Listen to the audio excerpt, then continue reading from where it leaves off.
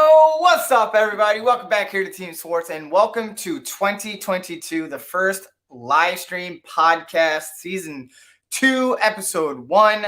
My name is Sergeant First Class Swartz, your local New York Army National Guard recruiter. On my free time, I come on here and I talk to you guys about basic training, the enlistment process into the Army, updates, all that good stuff, helping you make a well-informed decision throughout your enlistment process, knowing what you're about to get into and how to prepare yourselves both mentally and physically for Army basic training. My free time, I create content around the same or similar type of content. So that's what I'm here for. So with that being said, if you are here in the stream now, let me know what state you are tuning in from. Again, welcome to my channel. If this is your first time here, consider subscribing, hitting that bell icon, and turning on all notifications so you don't miss anything.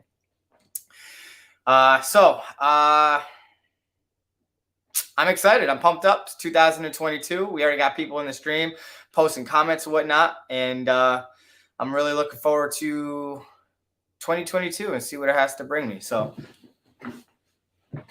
all right. So we got Texas in the house with Give Me $5. Welcome back. Welcome back.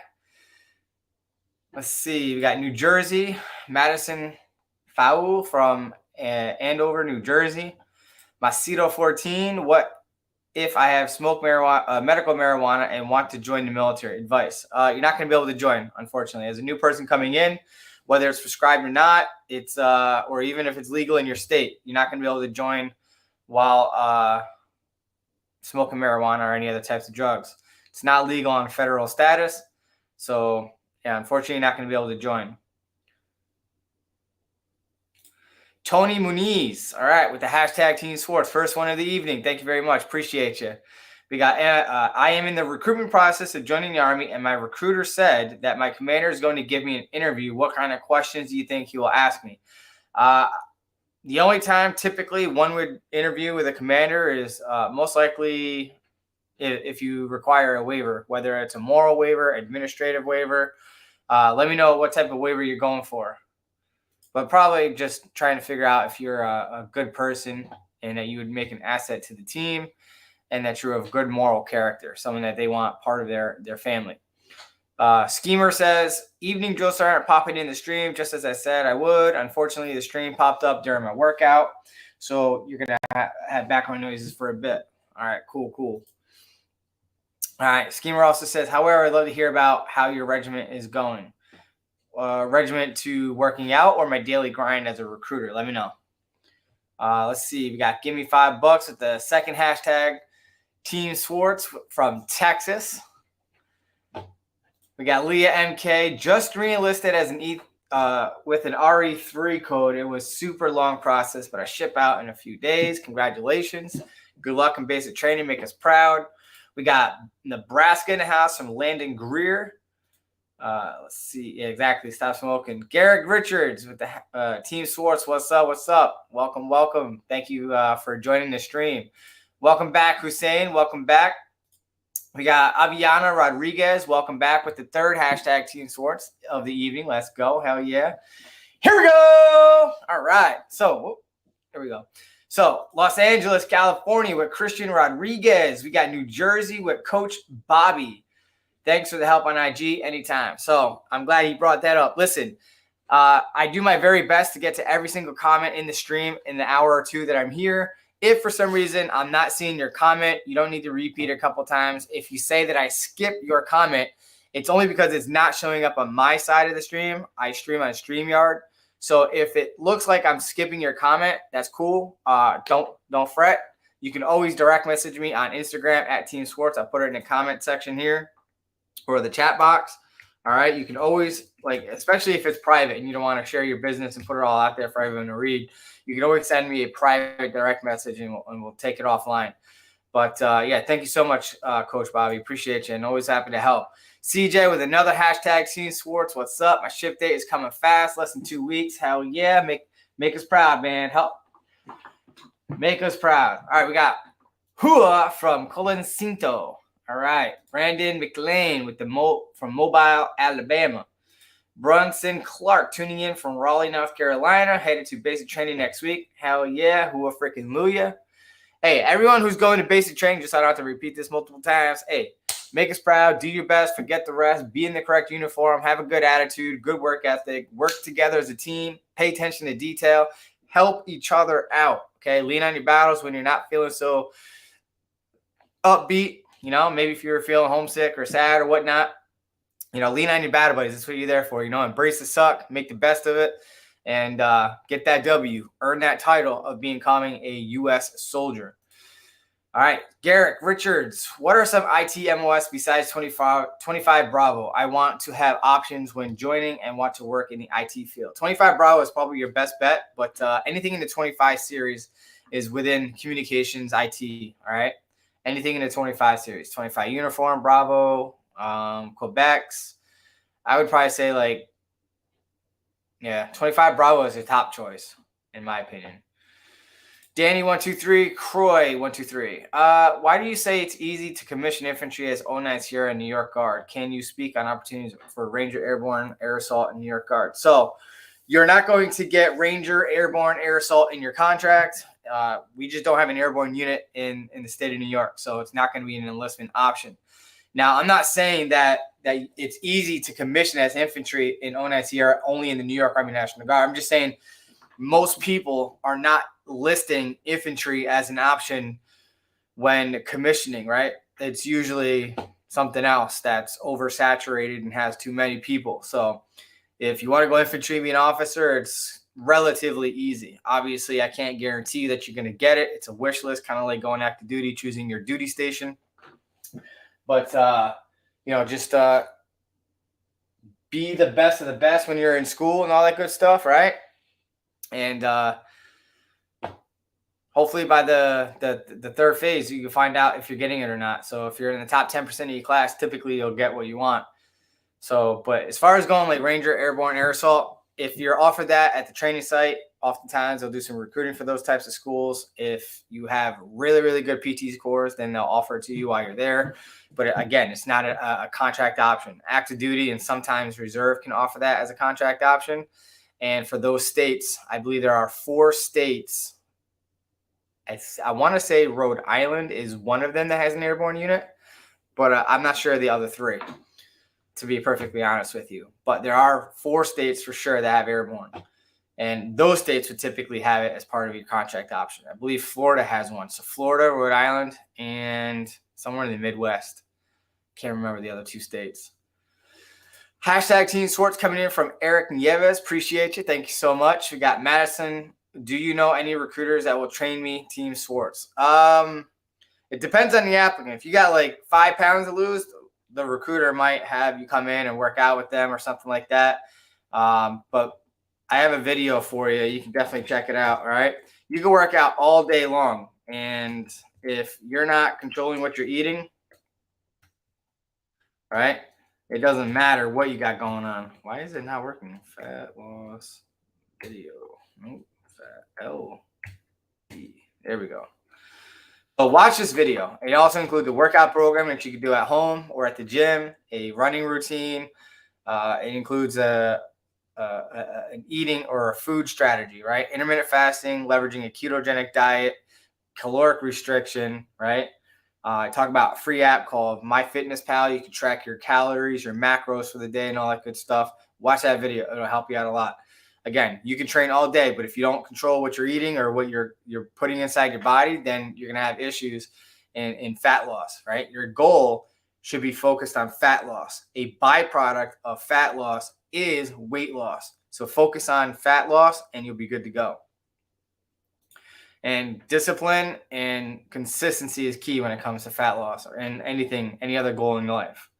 Unique human thing. Any tips for getting potential recruits from a recruiter? I'm currently white phase and RSP and want E2 promotion in Texas.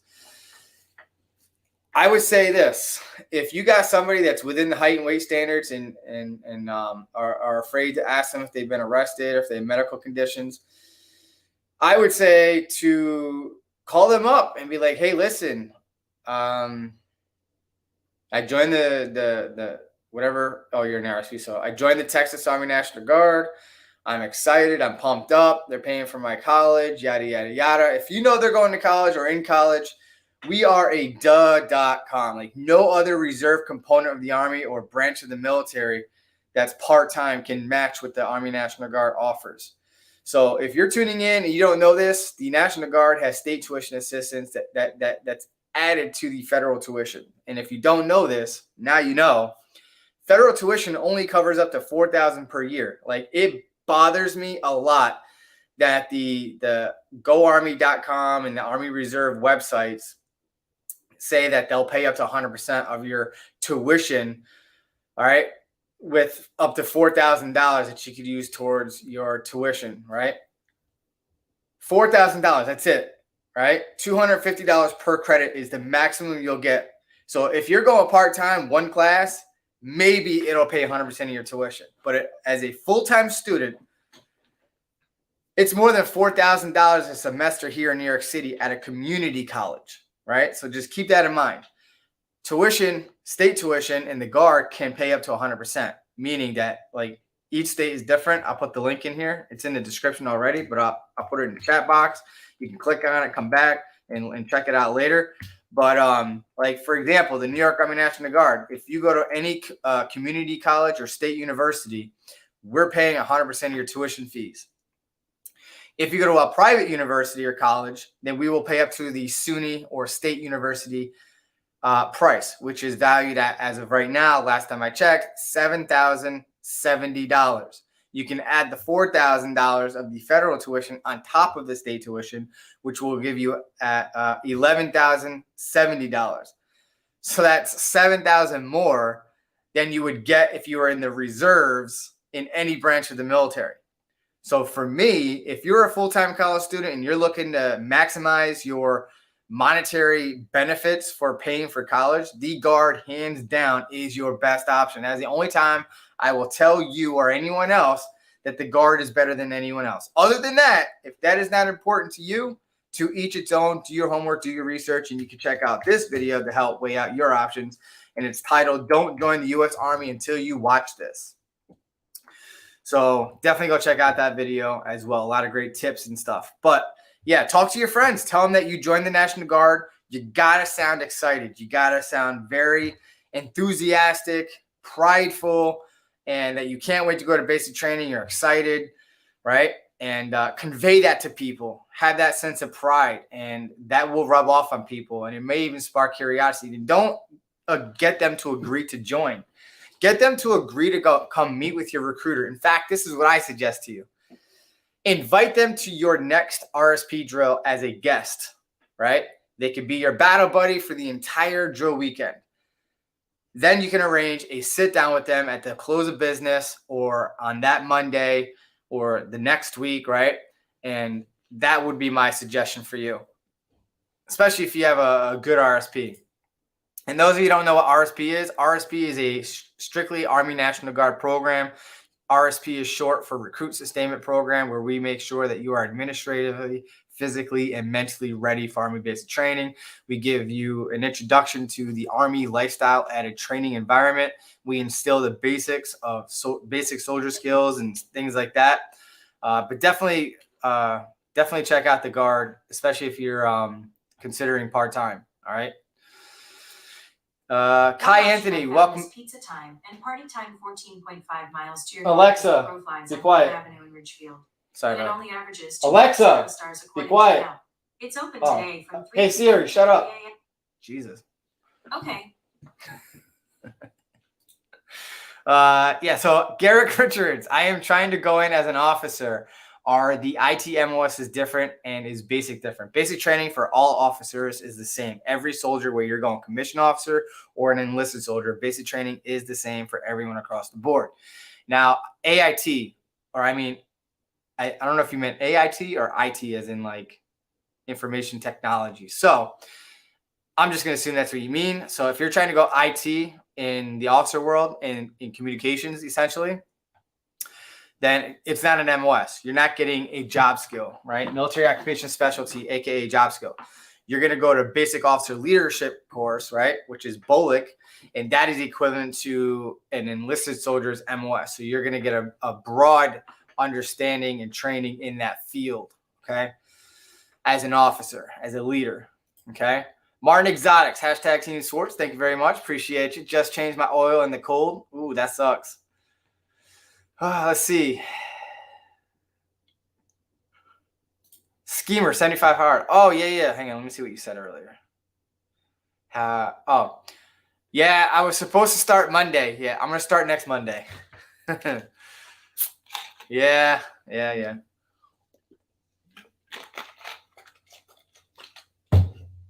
Monday for sure. And so follow me on Instagram. I'll be posting it every day.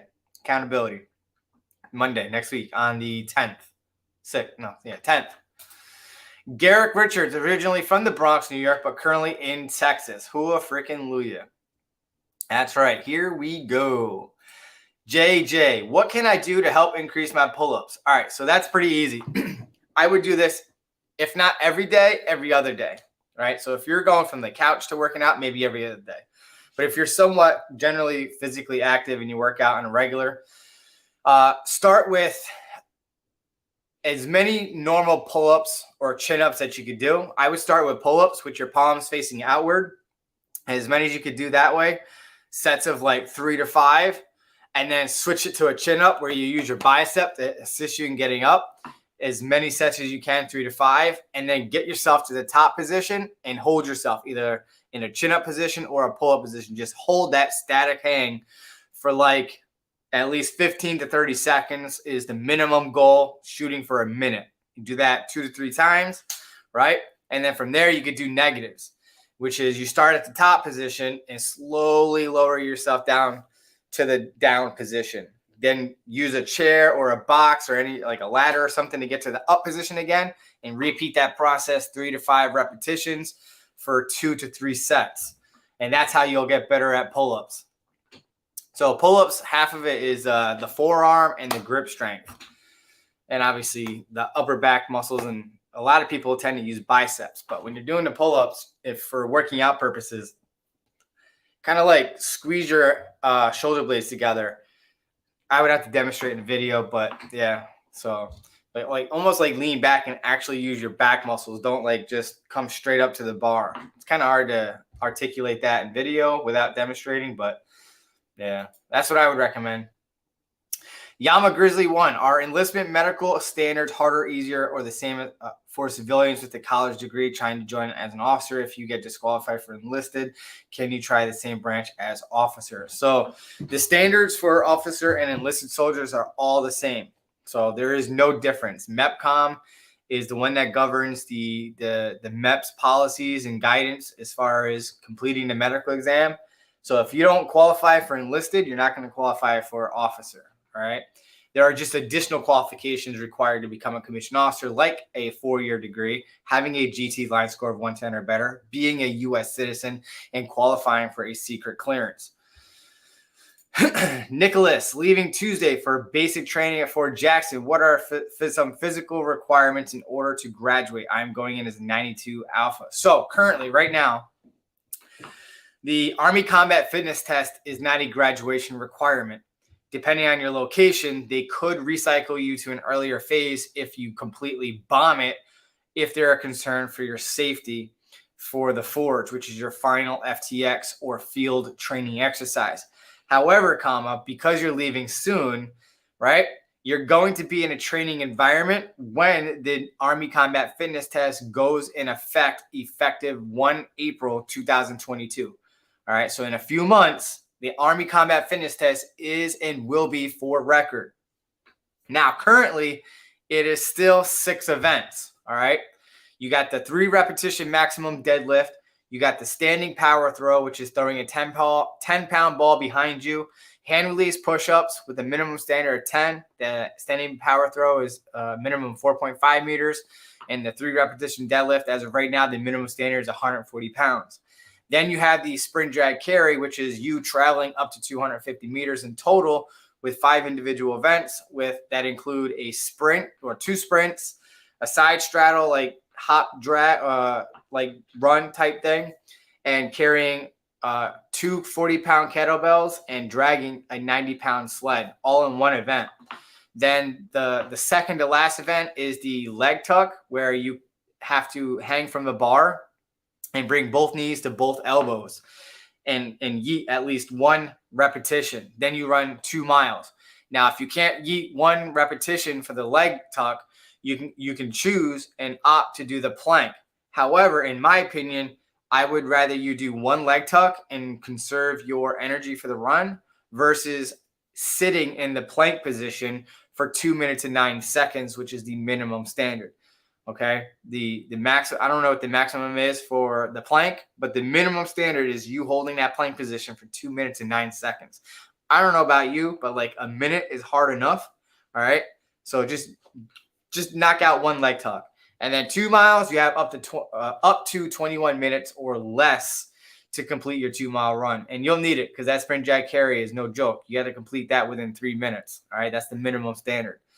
To max it out is like a minute and 29 seconds off the top of my head. I could be wrong. I thought it was a minute and 10 seconds, but I read somewhere recently that it was 1 minute and 29 seconds. But with that being said, come 1 April, they're talking about rumor mill, right? Rumor has it that the Army Combat Fitness Test will be eliminating 3 out of the 6 events. I believe they're going to keep the maximum, the 3 repetition maximum deadlift, the push-up, and the 2 mile run. Everything else should be going away from my understanding. But we'll see what happens. Anything can happen. They could keep everything. They could adjust it. Who knows? And as of right now, it's still age and gender neutral. It's projected to be age and gender neutral, but it is not going to be MOS specific like it was originally planned. So yeah, enough of that rant, or rabbit hole rather.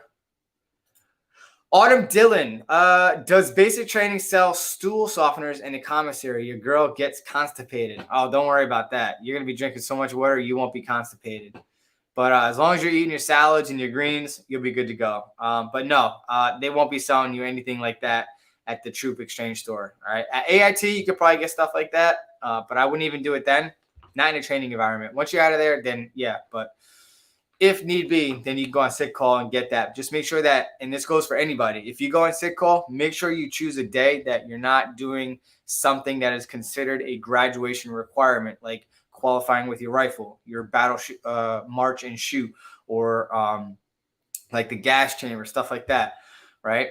But yeah, so just be selective to when you go on sick call, because if you miss a basic training requirement and you cannot make it up in another company later on throughout your training, you're running the risk of being recycled to an earlier phase in a whole different company or battery. So that would suck. So don't do that.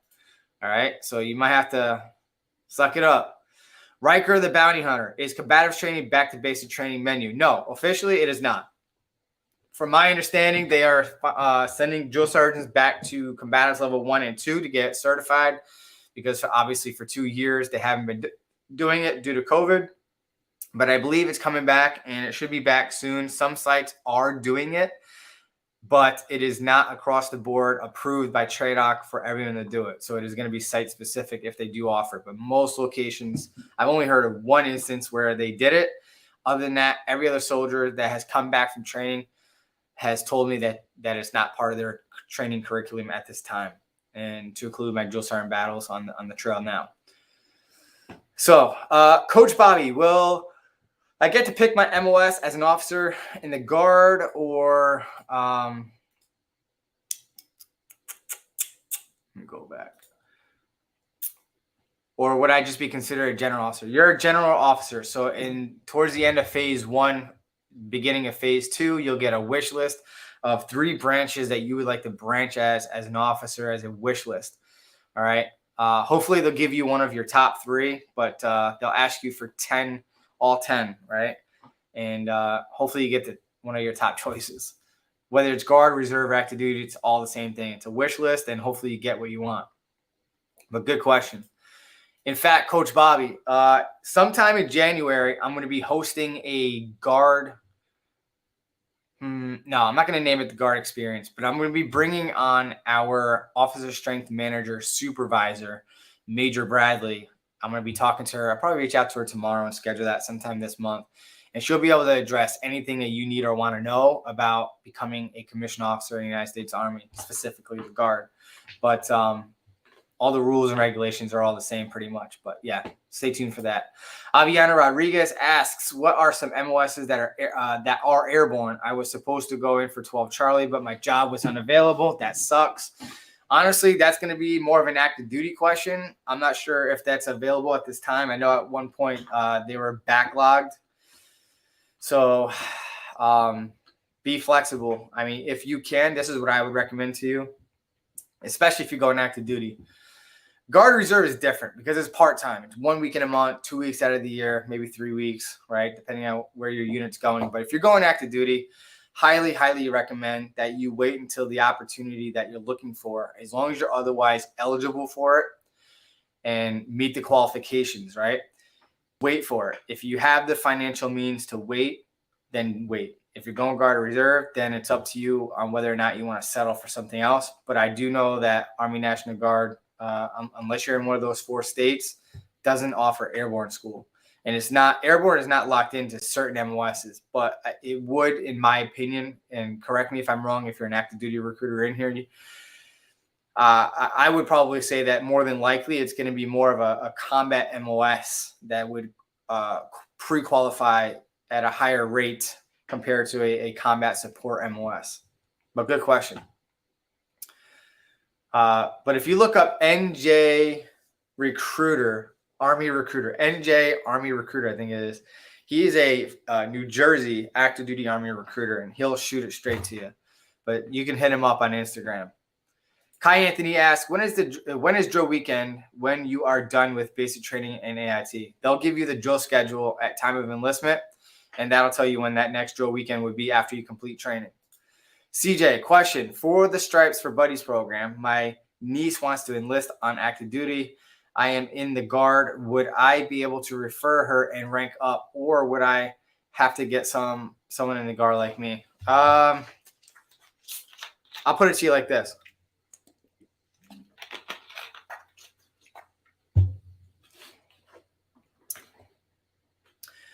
The regulation does not specify that it has to be in the same component of the Army that you enlisted into. So if you're in the Guard and you refer someone into active duty for the purpose of Stripes for Buddies, what I would strongly encourage you to do, and what I would do is your friend that you're referring to, the active duty recruiter, you need to make sure that your friend at MEPS lists you and the unit that you belong to in the Guard, right, is listed on the DD Form 1966 as the referral credit. Then when they enlist, you get a copy of just that page, all right, just that page from your friend. You take that page to your Guard recruiter, and if they do right by you, they will submit that for Stripes for Buddies.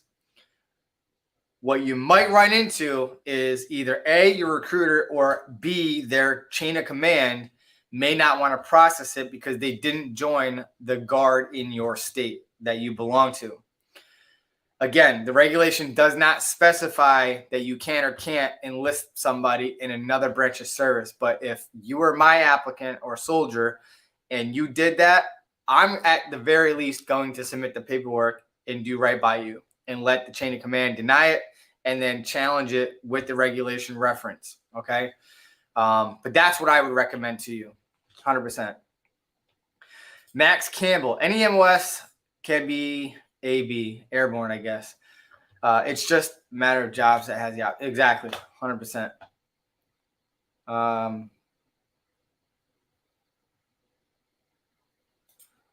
All right, good to go. Airborne is in Texas, Florida, and Rhode Island. Now, the third state is somewhere else. I mean, the fourth state is somewhere else. I don't know where the fourth state is. So there you go.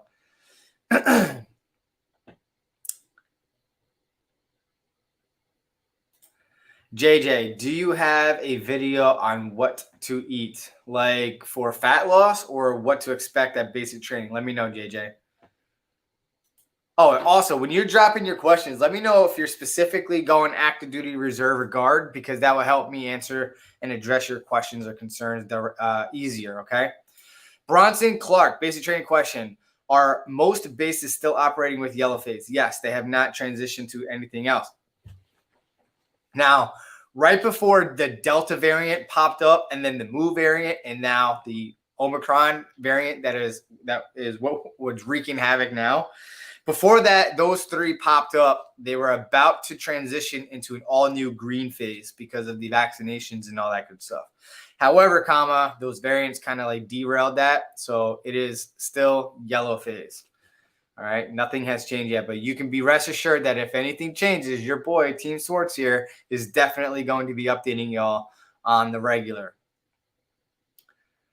Troy Norton also asks, why did the Army get rid of the shark attack? I already did a video on that.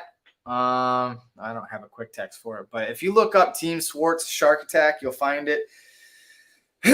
So the School of the Infantry, the Sergeant Major over there decided that it was disrespectful and that it doesn't foster teamwork, respect, esprit de corps, all that good stuff, and created the first 100 yards to challenge people to work together as a team to accomplish the overall mission and the task and to embody the Army values and teamwork and all that good stuff, right? And the camaraderie. And the drill sergeants are supposed to be working alongside you and all that good stuff. I like the intent. I like the idea. I still feel, in my opinion, that they should still have the shark attack and still do the first 100 yards. But regulate, like put it into the actual POI for the shark attack and govern like certain guidelines or put it in regulation. This is what we expect for the shark attack, to regulate it, because it wasn't regulated. It wasn't part of the POI, which is something that's happened since World War II, or the Vietnam era, rather. Yeah, so that was pretty much it. But that's pretty much why they got rid of it, to foster more respect towards the trainees. 4 of us are on the way to basic training. Any suggestions? Yeah, watch my videos on this playlist. BCTMS. This basic training mini series is a series of videos I curated and created a playlist just for you. At the very least, watch the basic training overview, the reception video, the yellow phase video, graduation video, how to prepare for Army basic training, and what to pack for basic training. Those are like the minimum videos. The red, white, and blue phases, not necessarily needed or required, but if you want to know exactly what you're going to do day to day throughout Army basic training based on the basic skeleton POI or schedule of basic training that could be manipulated, switched around by your drill sergeants for various reasons, at the core, that is the basic of what to expect. Any MOS can have air assault in the future, but it's not a contract option. Airborne and Ranger, RASP, those types of things can be offered in your contract for active duty, but not air assault. I've never seen it as a contract option. So if your main goal is education, you would suggest a 3 or 6 year contract and take advantage of the GI Bill or GI Bill kicker if it applies. So yes,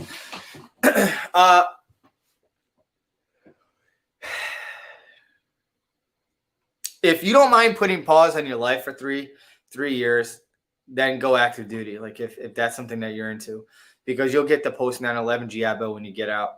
However, if your main goal is to go to college and have that ability to focus 100% of your efforts on college and to maximize your monetary money, right, for paying for college, then I would recommend going guard versus reserves to include the Army because of our state tuition, not just the GI Bill, okay? So in the reserve components like the Army National Guard, Army Reserve, and all the other reserve branches and the other branches, you're only going to get up to $407 for the scholarship program through the 1606 Select Reserve Montgomery GI Bill. So that you multiply $407 times 4 months on average, right? We're going to round up because most semesters are 3.5 months-ish, plus or minus. But yeah, so that's a choice that you're going to have to make. So the only difference between 3 and 6 year contract is the GI Bill and the kicker, if applicable, if otherwise eligible for it. So if you would be eligible for the kicker, then I would do a 6 year reenlistment. But if you just want to get your feet wet, because 6 years seems like a really long commitment, I get you, I feel you, do a 3 year contract. You're still going to get the federal tuition, no matter what component of the Army or branch of reserves you go into. But in the Guard, you'll get the state tuition on top of that. And then once you come back from training, if you decide that you like it and that you wish that you had done the 6 because you like the military lifestyle on a part-time basis, the only requirement to qualify for the GI Bill is you can extend your contract out however many years, months, and days to equate to a new 6-year obligation, all right, or contract.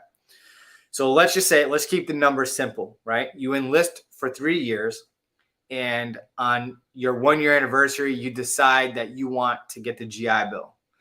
So for, like I said, simple math, simple numbers, you would have to add 4 more years to your current contract,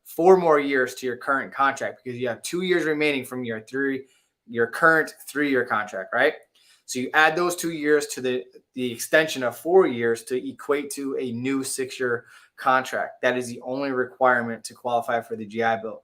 So it's not use or lose, or you join and it's either you get it or you don't. So you can always join for 3 years, test out the water, see if you like it. And if you do, then you can extend out again, however many years, months, and days to equate to 6 years and still get it in the long run. So good job. Good question. What is it like at Fort Lewis? Asking for a friend. I honestly don't know. I've never been there. Couldn't tell you. But, when it comes to things like that, you can get like a general consensus just by what people say. But whether it's a job, a location, leadership is what's going to make or break your experience. All right. You have good leadership, you have some not so good leadership, and then you have downright toxic leadership. And from time to time, you run into some toxic leaders. So honestly, it's a matter of your attitude, your work ethic, the leadership above you, and if they actually legitimately look out for you and all that good stuff. That's what's going to drive the train on whether or not you're going to have a good experience. For example, here's the drill. I can't remember which installation he was at, but everyone told him that when he went there that he was going to hate it, and he actually loved it there. So here's the drill, exactly what I just said on YouTube and Instagram. He's an active duty soldier, former drill sergeant, just got off the trail last year, 7 first class type. He could probably answer all your active duty questions, right? Ben Allen is another one that was active duty as a medic. I think he was at Fort Hood, Texas, his last post, and he did a 1.5 years in the reserve before he got out. So you can definitely check out those 2 channels as well and ask them the active duty questions. Angelina Arredondo. I'm jacking that up. I apologize. What's your opinion on the Army paralegal program? If that's the area that you want to get into in the civilian sector, I would definitely say go for it. It's going to give you the additional training and experience that you can put on your resume, separating you from the rest of the competition. And as long as you have the degree in that area, right, that's what's going to make you more marketable compared to somebody else with just a degree and maybe hasn't, got any experience. Team A1, how is the Army and the Marines different and similar? So 2 very different branches. The Marines are glorified seamen. All right. They are a sub-branch of the United States Navy, and they are considered amphibious, both land and sea support. Army is a land-based force, right? So that is the main difference, right? Army is land. Marines is amphibious. It is a smaller sub-branch of the Navy, but both are excellent options, and either one honestly would do you right. It depends on what your needs, wants, and goals. So I can't tell you which one is better because I would be expressing it from my needs, wants, and desires of what my deal breakers are and the things that I like. So what I would suggest is that you watch this video here because it would be applicable to what it is that you just asked, which is don't join the Army until you watch this first. This is basically a way of me expressing to you on how to do your research and to help you throughout your decision-making process for any branch of the military or option that the military is offering you. And let me scroll down to the bottom here because we got a $5 super sticker chat, whatever, from Silva Blade 3 Gaming. Thank you so much, man. Appreciate you supporting the channel. You definitely do not have to do that, but I do support it. It's going right back into the channel. We got another hashtag TEAMSWARTZ coming in from Aisha Harmon. Thank you very much. Appreciate you. We got Silva Game 3 Gaming also says, woohoo, just spoke to a recruiter and about to attempt to fill out the application form. Don't attempt to fill it out. Make it happen. Complete it in its entirety. Hell yeah, I support that. Congrats, man. Nature Chase, here from Texas, just here to learn and grow and make it through the process. Here we go, man. Appreciate you tuning in. You're very welcome. I appreciate you tuning in and watching the video, and for the hashtag TEAMSWARTZ. Always love when people put a hashtag TEAMSWARTZ. Do me a favor. If you're in the stream right now, there's 62 of you watching me right now. Do me a favor. If you have not already done so, like the video. It helps out the channel, pushes out to more people from YouTube, all that good stuff. I don't want to bore you with that. I hate when people go on like a rant for like a minute or two about all that stuff. It's super annoying to me. Turns me off, so I'm sure it turns you off as well. But do like it. Riker, the bounty hunter. Strangely enough, bouldering will help so much with your pull-ups. Yeah, that's true. I can see that. Nadir Jackson from Facebook. Hell yeah. Somebody from Facebook is watching me. I just completed pre-trial intervention. I'm 27 years old, and I want to get my life back on track, and would the Army accept me? Pre-trial intervention. I'm not sure what that is or what the details are, but if you want to direct message me on Instagram, let me know a little bit more about your situation in a private setting. I don't want to put your business out there, and we'll take that offline because that's going to be personal, and I don't want to put that out there for you. Do not do the plank. I totally agree. Don't do it. Yes, I just said that earlier. Every minimum is for everyone, 100%. That's true. If you do the minimum on all events, the run is a lot easier, 100%. If not, if you try to do your best on every single event, you're definitely going to be decreasing your run time to what you normally would do if you're only running 2 miles by at least a minute and a half.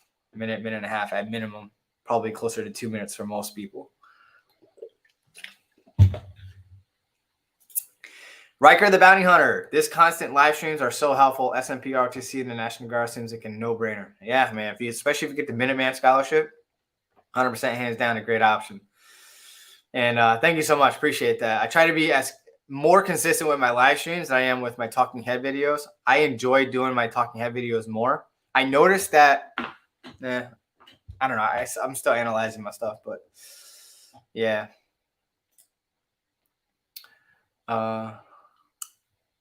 I'm Barnes 3. Can you provide the link for the ACFT? Good question. I have my video. I'm not sure if I posted the official website for ACFT.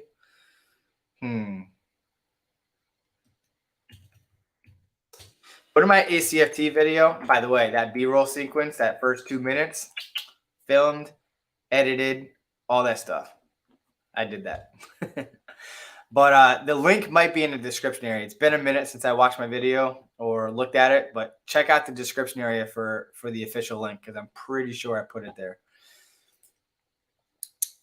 But if you look up FM 7-22, and I think it's ATP 7-22.1 or 0.2, one of those two. It should be in there. Riker, the bounty hunter, also says these oh yeah. Honestly, it's just like any other vaccine that you would get. You just get a little sore. That's it. You'll be all right. If you die, you die. It is what it is. Kidding. I kid. All right. Tink from Dashi. I have piercings you can't see. Is there a way I can keep them in for basic training? No. Unfortunately, you have to take them out because at some point, I'm pretty confident that the drill sergeant may see you or others may say something. But all right, so the reason is for your protection because you're going to be climbing over things. You're going to be crawling on the ground, and you know, depending on where they are on your body, it may get snagged and you're going to get injured. And you don't want that. So I would just inform you that by regulation, you're supposed to remove them. 1, 2, you don't want to hurt yourself and ruin what you have. Just get it re-pierced if need be at the end of your training, right? The earliest you could redo it would be AIT, but even then I would tell you not to, right? Same regulation, but there's a lot more flexibility in AIT than you would in basic. But yeah, not during basic training. Take them out, all right? Because if you do get caught, at minimum, you're going to get a counseling statement. Jonathan Cerna, 3 weeks until I finish AIT, getting stationed at JBLM, Washington, February. Thanks for everything, Joe Hunt. Hey, appreciate you, Jonathan. Good luck. Make us proud. Yama Grizzly 1, is it easier or harder to get medical waiver for officer going for enlisted, but read about multiple people receiving waivers for medical condition officer route? It doesn't matter if you're enlisted or going in as an officer. Waivers are waivers and they're unbiased. It doesn't matter what your option is, MOS and all that good stuff, all right? So if you need a waiver is a waiver. CJ, any new things or changes to basic training for this year, shipping in 2 weeks? No. So if you watch my basic training mini series, I'll post it in the chat box again. Definitely go check out that series. All right. But yeah, that will help you put your mind at ease knowing what to expect. Michael Takgaz, I'm joining the Marine Corps as a logistics MOS. I ship in July. Do you have any info on logistics in general? I think I did a 92 Alpha video. So if you type in TEAMSWARTZ 92A, then you'll find the interview I did with a 92 Alpha. And pretty much that's going to be around the same ballpark of what you'll be doing in the Marine Corps. Very similar, I'm pretty sure. Planning on joining the Army National Guard, coming in from Madison. Excellent choice, if I may say so myself. Janai Krumity, how do you feel about Fort Drum? It's very cold. At one point, I think it had, unfortunately, the highest suicide rate just because it's so boring there. It's literally in Watertown, middle of nowhere. But other than that, I haven't really heard any other complaints about it. Other than that, it's cold and boring up there. There's not a whole lot to do there, unfortunately. JJ, how long after you graduate can you put in for full-time MOS in the Guard? So like here in the New York Army National Guard, it boggles my mind. The next time I see our tag, I'm going to ask them this question because it doesn't make sense to me. But for state active duty in our state, we have a state policy apparently that you have to wait 6 months with your unit before you can get the letter of good standing to go to state active duty. However, there's nothing stopping a soldier from applying to a federal job, like ADOS, OTOT, ADSW, or even AGR, right? People are applying for it and getting it right away. So I will be doing a video around this idea in the near future, probably in January. I'm thinking about doing that in a vlog style. So that might be my theme for the vlog, but definitely look out for that in January because that's going to be one of my next 2 videos in the month of January. Is something that I'm long overdue at the moment. But with that being said, Young Joe, 16 X-Ray. I want to join the Army after high school and I want to do infantry. I saw your video on how to prepare and what to bring and wrote them down. My question is what to expect when talking to a recruiter. I talk about that in this video. So if you've been watching me this evening, this will probably be like the 3rd or 4th time I'm posting it, but don't join the Army until you watch this video first. That is what you should expect. 100%. Let's see. Good question though. Jonathan Cerna says, yeah, airborne is still backlog. People in my battalion are getting held over 2 to 4 weeks after graduation from AIT for active duty. Yep, there you go. See? Yep, 100%. Chitalia, welcome back. Hey, leaving for basic, then directly to OCS in February. Should I pack for both from the get-go? Any extra things I need to pack for OCS? Shoot me a direct message on Instagram. I'll ask my OSM and see what she thinks. And let me know if you're going federal OCS, meaning that you're going from basic training to Fort Benning to do the federal direct ship option.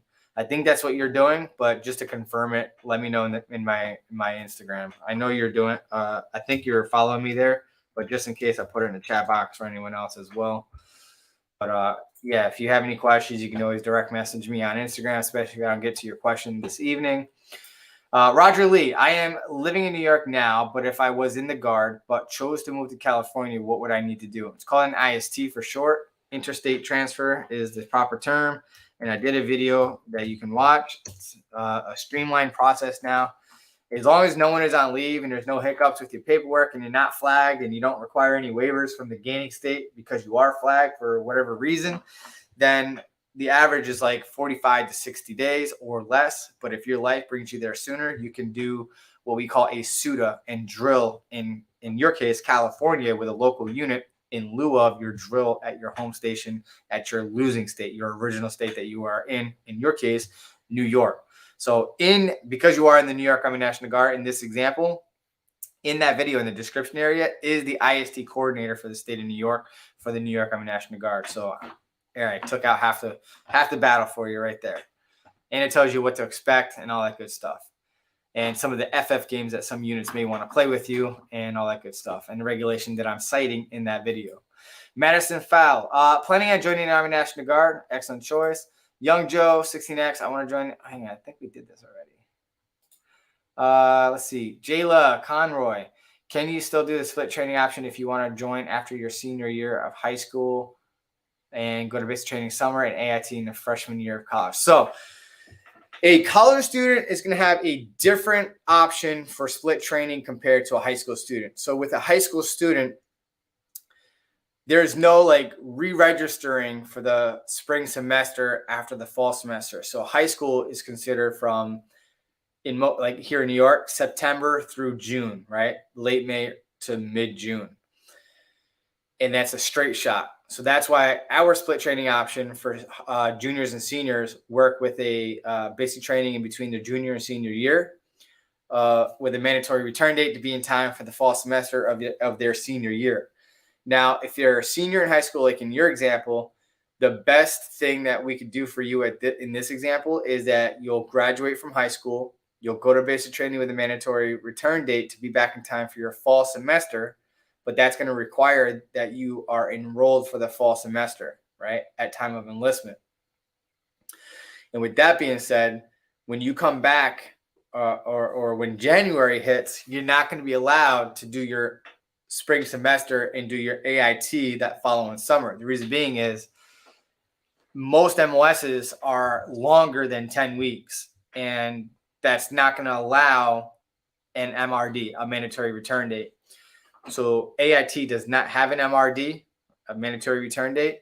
So it's a straight shot whenever you're done. So because most college courses,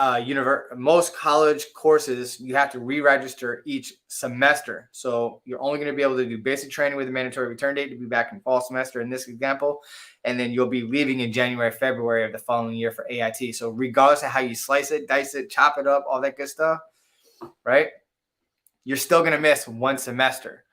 So just bear in mind that you cannot use and leverage your federal education benefits until you are MOS qualified. State benefits may vary state to state. Again, I'll put that in the chat box, and you can check out what your state does for state tuition assistance. But here in the New York Army National Guard, you can use your state tuition before you even go to basic training. So that's going to be state specific, but that's how it works here in the New York Guard.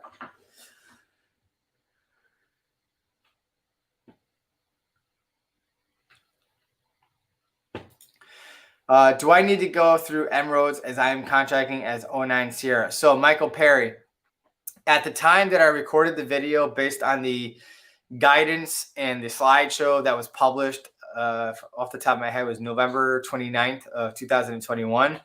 It said that people that are going OCS or 09 Sierra are not required to do M-Roads. I was approached by a representative from US MEPCOM from Illinois. I think it's their higher headquarters, the one that actually does the policies and stuff. And since then, they have updated the policy. And regardless if you're going OCS or enlisted, everyone's going to have M-Roads pulled on them. So I have to do an updated video once I get that information, because I pride myself on putting out accurate information. So I may have to re-record that video and add the new updated information. So definitely be on the lookout, at the very least, for an update to that video. Which will probably be an update just so I don't have to repeat everything again and keep the video shorter, and just pin that new video on the old video at the top as updated M-Road video to this, or however I need to put it. But I may end up having to take it down and re-record it depending on how drastic of a change is since then. So I'm very appreciative of this person reaching out to me, and it's definitely going to be helpful. She's even thinking about doing a live stream for recruiters to tune into. So I think that would be phenomenal, because there's a lot of hearsay across the country, different MEPs saying different things. So I think that once they finalize everything, I think that, in my opinion, they released it too soon without solidifying everything. So, but yeah, M-Roads is going to be a thing for everybody. JJ, I'm going guard, and help me get in shape better without gaining any more weight. That may be difficult. Some people may gain 5 pounds before they start losing weight again, because they're adding muscle to the fat that they already have. So yeah, So it's not uncommon to gain weight. But with that being said, I did a video, basic training or how to prepare for Army basic training. And I talk about it in there. So definitely go check out the description area for the workout program. Chitalia also got COVID 2 weeks ago, and I am still not feeling 100% yet. Running and strength training took a step back. I'm wondering what happens to people who get bad COVID during basic. Quarantine and isolation, depending on if you test positive or in close proximity, as described in my videos. But definitely look up, I think it's called, just type in TEAMSWARTZ quarantine, and you'll find the video, and I talk about it there. Or even during yellow phase video. Bronson Clark, thanks. You're welcome. Appreciate you. Michael Takaz, I turned 18 while on Paris Island. Hallelujah. Happy early birthday.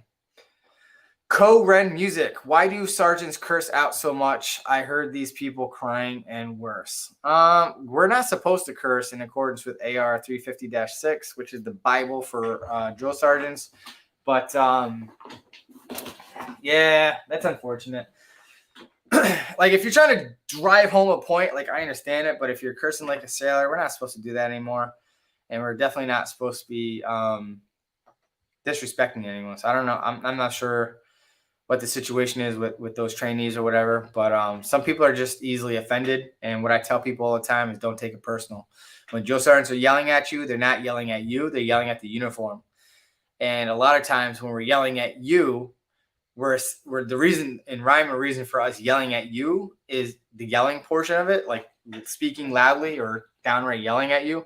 It's so that somebody else who's making the same mistake un-Fs themselves and they correct themselves on the spot without you having to go around and make the same correction for everybody that's there. So that's part of the reason. But we should not be cursing. Just tell them to grow thicker skin, pretty much, unfortunately. But Yama Grizzly 1, a med waiver easier to get if you're going reserve or active duty. It doesn't matter if you're going guard, reserve, or active duty. A medical waiver is a medical waiver. It's the same standard. Good question. Chitalia, can I bring an anti-blister balm to basic for my feet, or will it be taken away? You know, I've never been, somebody asked me this on my channel the other day. I say bring it. Worst case scenario, they say no, or have it mailed to you at basic training because you're really not going to need it for the first 3 weeks. That, like, towards the end of your first 3 weeks is when you'll start rucking, right? But you should be walking every day for at least an hour at a brisk pace, and that'll start conditioning your feet. That's what I suggest. Walking an hour every single day for an hour, right? A brisk pace. Like open up your stride, like actually like long walk at that kind of like open up your stride, not like this. Open up your stride when you're marching or rucking, right? Or hiking, basically, is the civilian term of rucking. And that'll help condition your heels and stuff. And you'll notice that when you start rucking and you have soft feet, and it's been a while since I went rucking, and I went rucking the other day for about an hour, hour and a half. And the hot spots is like, say this is where the beginning of your toes begin, right? Right here. So like this spot on your foot will start like lighting up on fire, and certain hot spots of your heels. But over time, they will callus up and your skin will get tougher and you won't worry about it. So if you practice that before leaving and progressing by adding weight up to 20 pounds before leaving, you're priming yourself up a lot before leaving. And that will help condition your feet before going there. But good question. Does red phase get better mentally after yellow phase? In my opinion, at that point, for the most part, you should already be acclimated to the training environment, but they are, and you should expect for your drill sergeants to up the intensity level of yelling, screaming, and all that stuff as traditional red phase typically would be. But yeah, I would definitely say that, in my opinion, I mean, as long as you have a strong mind, your body will follow. Just don't take it personal. As soon as you start taking it personal, that's when you're going to have a bad day. Michael D. Wilkins, National Guard here. Question: if I get injured before basic training and my date gets pushed back, can I change my MOS if it's in high demand? No, unfortunately. I mean, you can request whatever you want, but it's going to get denied. I've only seen, in my 17, almost 18 years of experience as a recruiter, I've only seen one firsthand get their MOS changed, and that was because they were a 17-year-old and the parents got really, really upset and irate that they enlisted as a combat MOS and did not want them enlisting as 11 Bravo, and the kid enlisted as 11 Bravo to spite his mom. And yeah, it was a whole mess. But the other one was on another team. So that's how frequently it changes. A contract is a contract. Kind of like when you buy a car and you drive it off the lot, you can't bring it back and be like, yo, I made a mistake. I don't want this car anymore. Once you drive it off the lot, that's it. So once you leave MEPS, after you swear in and you sign your DD form 4-1 or 4-2, you're in there like swimwear, man. Silva Blade 3 Gaming. Sorry for bugging me. Hey, listen, you're not bugging me. I'm here for you. That's why I'm here. I love answering questions and helping y'all out. All right, giving you guys a nice, warm and fuzzy in your decision-making process, and giving you food for thought, maybe even share some things that you weren't even considering or factoring in your decision-making process and all that good stuff. So I'm here for you. So my goal is like this. I want to join the Army part-time as a nurse, but in the long run, I want to be an officer, which I want to go to school. I am 27 and worried I may ran. Not sure what that means. But with that being said,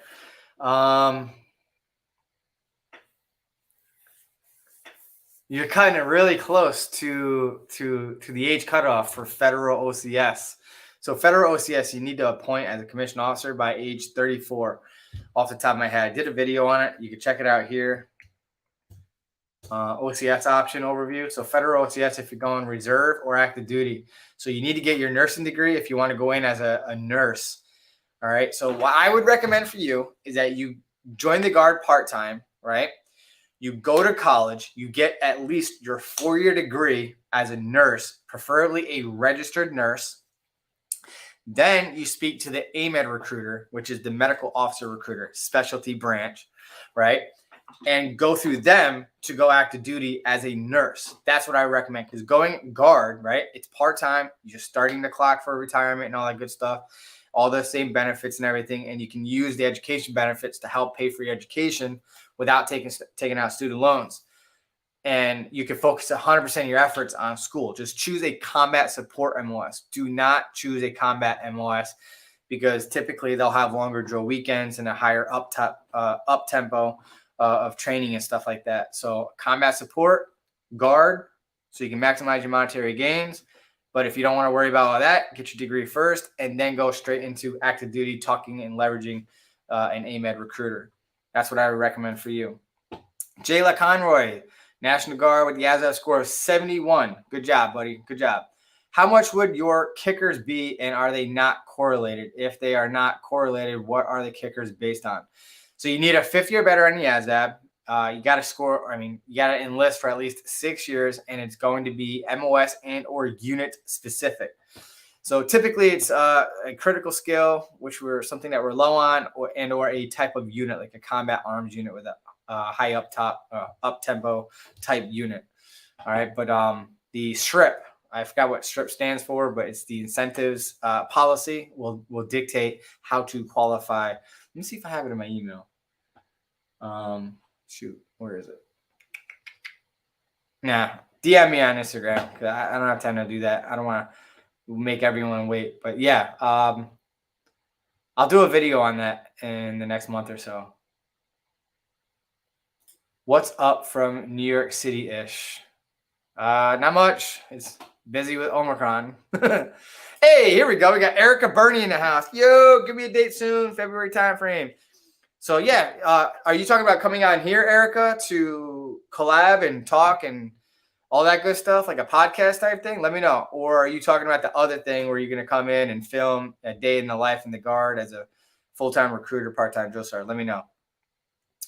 But yeah, if you're still here, let me turn on my phone so I can look at the comments so I can see when you're responding back, if you're still here.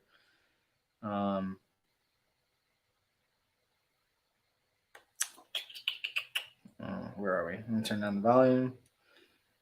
Here we go. All right. So I'll monitor and see if she comments there.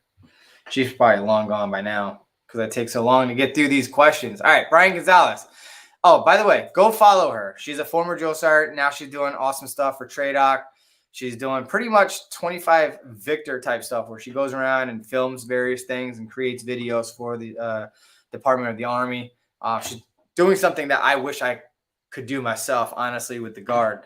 Oh, she just responded. Talking about both things. I can stay there for a week or so we could do both. Outstanding. Yeah, definitely. February is a good month because I'm going to be gone for a week later this month to go to the Strength Maintenance Training Center to teach the classes that I helped develop with them back in November. So I'm pretty stoked about that. But yeah, anytime in February, I'm open. 100%. I'm totally down. But I'll definitely reach out to you on Instagram for sure, or I'll shoot you a text. I still got your number. Brian Gonzalez, I have astigmatism, and they said I have a limited MOS selection. Do you know how limited it would be? I'm doing National Guard. It really depends, honestly, on the rating. So when you do your medical exam, they have this thing called a PULHES, PULHES, right? P for pulmonary, U for upper extremities, L for lower extremities, H for hearing, E for eyes, and S, I forgot what S stands for.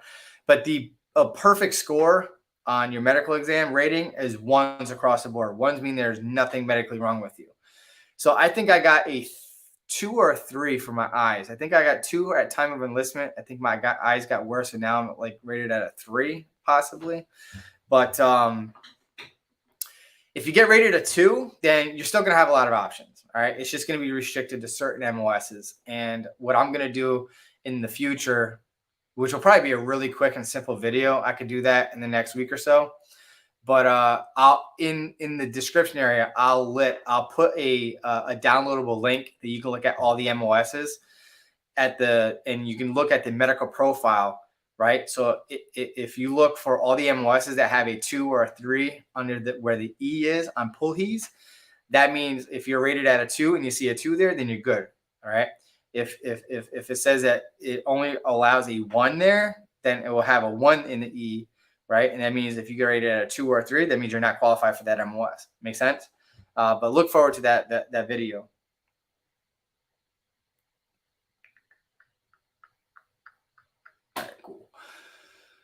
All right, so let's see. Let me scroll down a little bit. Silva Blade 3 Gaming again. So I'm 27. I want to join part-time. I want to join as a 68 Charlie, but in the long run, I want to be an officer and go to college to get a bachelor's degree. So would recommend me to go to. All right, so if you're going part-time and you have no aspirations to go on active duty, then you're going to have a lot more flexibility if you go guard, right? On the OCS end of the house, not necessarily 68 Charlie. 68 Charlie is more than likely only going to be in the reserve, unfortunately. So understand that between guard and reserve, most of the medical assets are going to be in the reserve, and most of the combat, if not all the combat MOSs, will be in the National Guard. So 68 Charlie is probably going to be more, like I said, in reserve than the guard, but it's going to be geographic.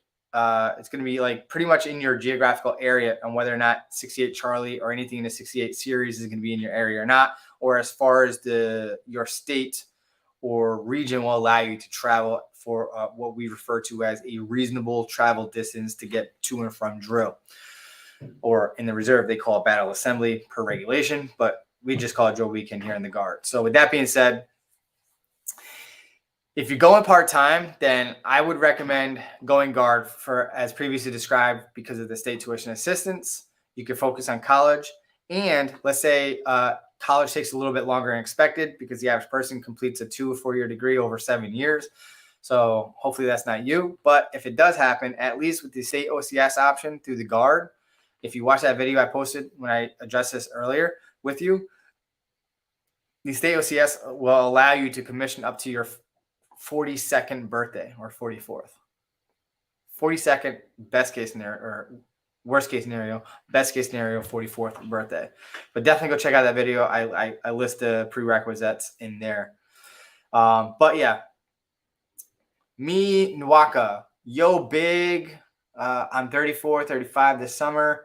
Should I and can I still join the military? Yeah, you have up until your 35th birthday to make it happen. With this new Emerald thing, good luck. May the MEPS gods forever be in your favor. But yes, do it now before it's too late. After you turn 35, you're going to require an age exception to policy waiver. But that's not too bad because like 99% of them are getting approved. But anything from 40 years old or older are like 95% or better, or worse rather, getting disapproved, unfortunately. But oh, the dark humor. Roger Tapia, I'm on the way to Fort Benning. Thanks for the packing list. Absolutely welcome. Thank you very much for watching, and good luck in basic training. Make us proud. Chitalia, anyone go? Oh, not for me. Madison asks, do you have any other questions that I should join the National Guard? Just watch my video. I tell you exactly step by step what you should be doing when checking out the Guard. Have you ever been to Fort Dix? Yes. I actually don't mind it there. I like it there. It's a good place. Neil, what are drills like? Do you get to do your MOS job or do something different on drill weekend? So when you're part-time, for the most part, the times that you'll really do your MOS is your annual training for that 2 to 3 weeks. So depending on your MOS, like if you go combat arms, then yes, hands down, you'll be doing a lot of your MOS type stuff. But if you're doing a combat support unit, for example, let's say you are a supply and logistics NCO or finance, right? Or communications, yeah. Then again, it's going to be a lot of hip pocket training, PowerPoint presentations, stuff like that. But not every drill weekend is going to be MOS specific anyhow. One weekend is going to be designated for weapons qualification, the Army Combat Fitness Test, your annual physical health assessment, things of that nature. That's at least 3. That's a quarter of your drills right there that are non-MOS specific. Then you got the annual training, which you can count on that being MOS specific for sure.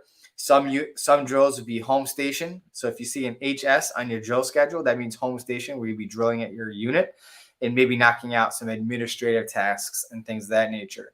But if you're going away for the drill weekend, then yes, those drill weekends are typically going to be MOS specific. Hell yeah. Unique human thing. How do you apply for federal mission in the Guard in Texas? So from a government computer, go look up tour of duty, right? So you could volunteer for any federal mission nationwide or even overseas of any other unit. But in the Guard, right, you have federal positions within your state. So like, for example, in the New York Army National Guard, this is our website. All right, this is where we list all of our positions, from state active duty to military technician to civilian positions and federal positions like AGR, ADSW, OTOT, GWAT, whatever they want to call the acronym for the federal position. So, but yeah, definitely go check that out. And Talia, thank you so much for supporting the channel. I really do appreciate you. And she says, just appreciating you. Keep it up. Abrazos from Warren, Puerto Rico. Hey, so cool story. In the month of January, our company or our battalion announced a challenge that if we kill it this month, that we'll be going to Puerto Rico for some mandatory training, if you know what I mean. So I may be going to Puerto Rico. Who knows? So I'll let you know. Well, let all y'all know, not just you. But yeah, that'll be cool. I'll definitely do a vlog while I'm over there.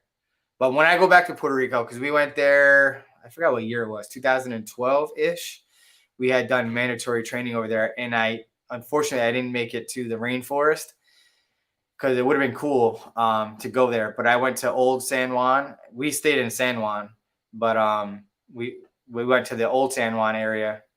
We went to the bar there, the Salty Frog, I think is what it was called. Something like that. But anyway, in Old San Juan, there's that castle-looking thing, and we went over there. It was pretty cool, a lot of fun. But, man, they smoke a lot of marijuana over there. Remember getting into the cab, smoke just barrels out of the van. I'm just like, oh, man, when we get back, we go to the battalion conference, we're going to get drug tested. And we did get drug tested. We passed, though, because we don't play those games. But, yeah. Thank you. Appreciate you. Thank you so much. Soldado 23, Minaka. You're talking to somebody else. Neil, not there, not me. Yes, she was definitely a drill sergeant at Fort Jackson. Very well respected, too. Ricky Vimos. Thank you very much for your answer. I passed the ASAB and the physical exam already, waiting for a waiver from my age. How are the odds if that is approved? Again, Anything under age 40, 98, 99 percentile approval rating. Anything over 40 is like a 95% disapproval rating. Very few are getting approved after the age of 40. So thank you. And yeah, definitely good luck. May the waiver gods forever be in your favor. Leah Gill at Basic. How strict are they on flyaways, hair? I've been practicing putting my hair up, but still have a little flyaway here and there, even gel. I leave Tuesday. Yeah, just do your best. We understand that you're in basic training. Most people don't have access to like gel and stuff. But yeah, just take it or leave it. Do your best. Forget the rest. If it looks like you're purposely not doing it, then you're going to have issues. But if it looks like, there's nothing you can do because of your hair type or what have you, then, whatever. But if needed, the drill sergeants will tell you to go fix your hair, if you know what I mean. But you'll be all right.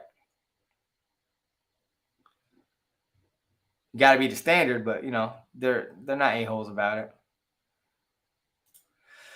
Michael Takas, any tips for mental prepared in terms of Marine Corps boot camp? I know it can be stressful. Yes, it is definitely going to be controlled chaos, very stressful for most people. But just understand what you're about to get into. Research as much as you can. I'm pretty confident that a lot of the stuff that I share will translate well into what to expect at the Marine Corps, at least the basic principles. Obviously, there are specific things that are done at Marine Corps boot camp that are not a thing at Army basic training. So I would definitely implore you to do some research on YouTube for what to expect at Marine Corps boot camp.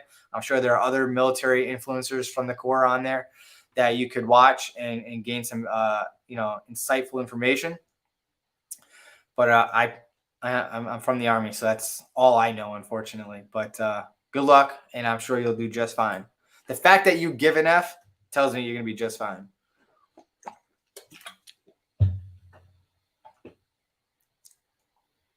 Glam7. Hey, actually about the betting in 19 days, what should I expect and what tips do you have?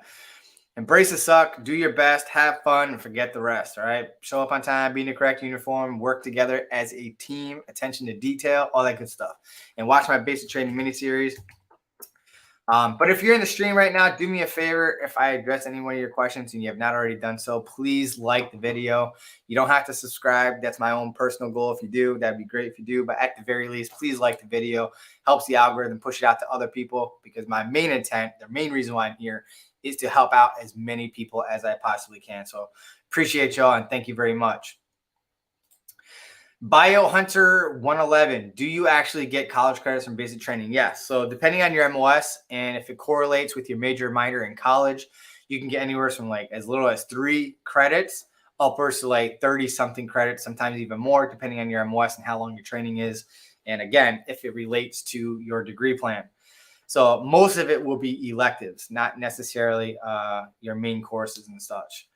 But yeah, so it's called your Joint Service Transcript, unless you change the name of it.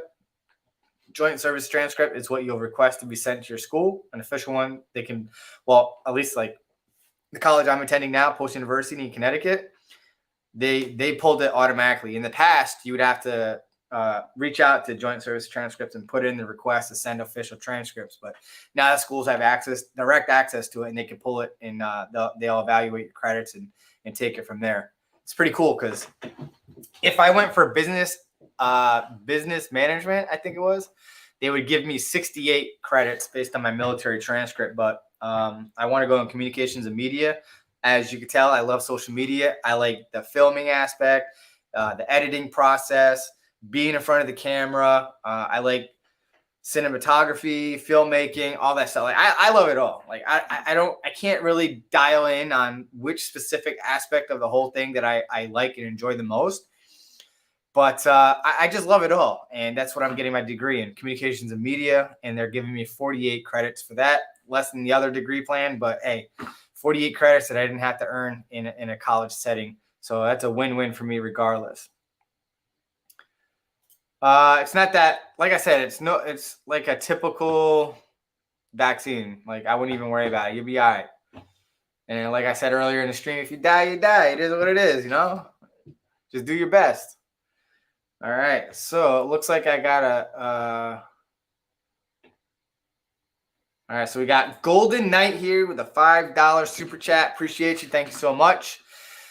The contract length for 18X and the Guard is the same. So whether you're going active duty Army or the Army National Guard, the training is all the same. All right. Appreciate you loving my channel. I love being here. I love helping you all out and providing you accurate information.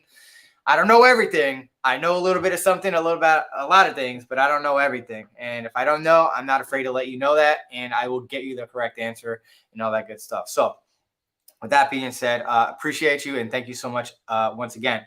But I do implore you to go check out this channel, FNG Academy. All right. He's a Special Forces National Guard YouTuber, former LEO and Special Forces. And now he just creates content online. But all of his stuff will definitely help you out. So definitely go check him out.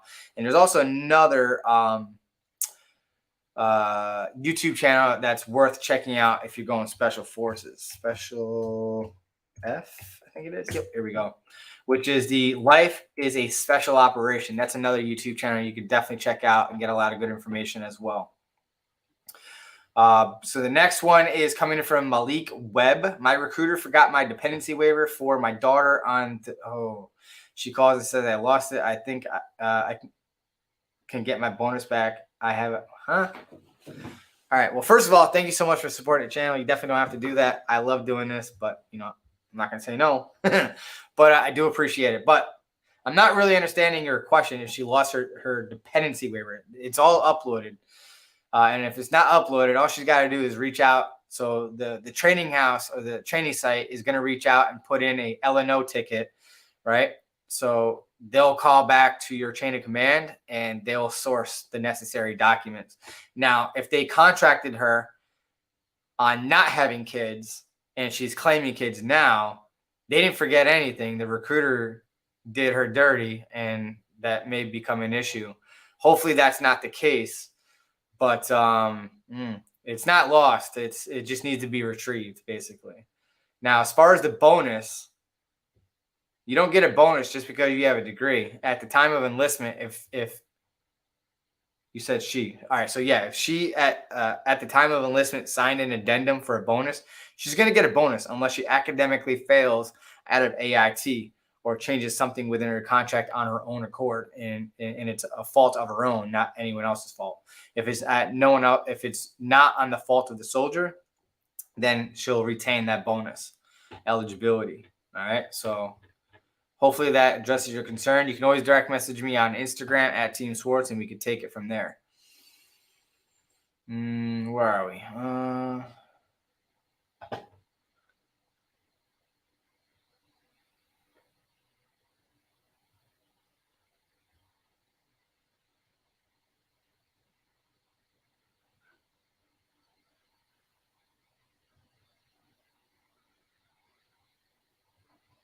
Here we go. Sammy Loveless. Do you get your phones in AIT at Fort Benning, Georgia? Basic training. My husband got his on Sundays in basic training, but now he's back in AIT, so didn't know if it's the same. So if you went through basic training, they typically, most places are getting their phones every Sunday for like up to 30 minutes. Now, again, I just want to reiterate, I say this all the time in my videos, phones are a privilege, not a right. So the chain of command have the ability to say no cell phone usage, right? It's a privilege, not a right. But because we're in COVID and all that stuff, they became a lot more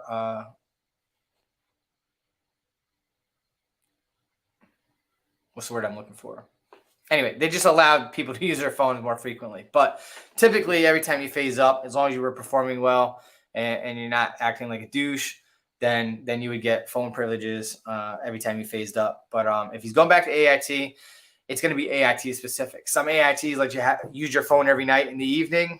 Some sites will take your phone on a Sunday night and give it back to you on Friday night, and you'll be able to use your phone Friday night through Sunday night. But again, that's going to be AIT specific. So I know when I went through AIT, I think we couldn't use our phone for like a week or two, and then they gave it back to us, and we held on to our phones the rest of the time that we were there. We just couldn't bring them to the classroom. Let's see. Aspiring National Guard Joe Sarn, actually. Okay. I'm not sure what you mean by that, but Appreciate you. Ricky Vimo 36, and I have seen 40-year-old individuals joining the Army. Yes, it is possible.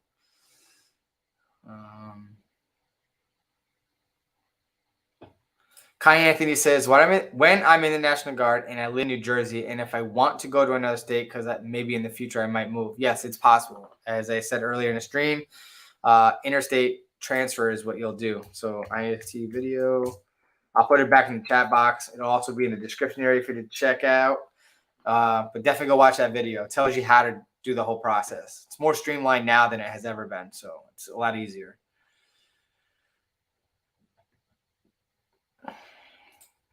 Martin Exotics. Oh, it's not for me.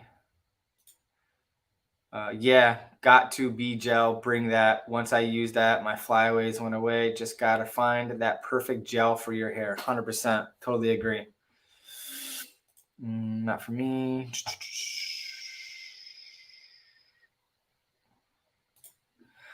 Habitat Natural says, hi sir, in case joined the military as a married soldier, then I moved to my first duty station after basic training. It's my wife obligated to live with me. Somebody else will enforce this.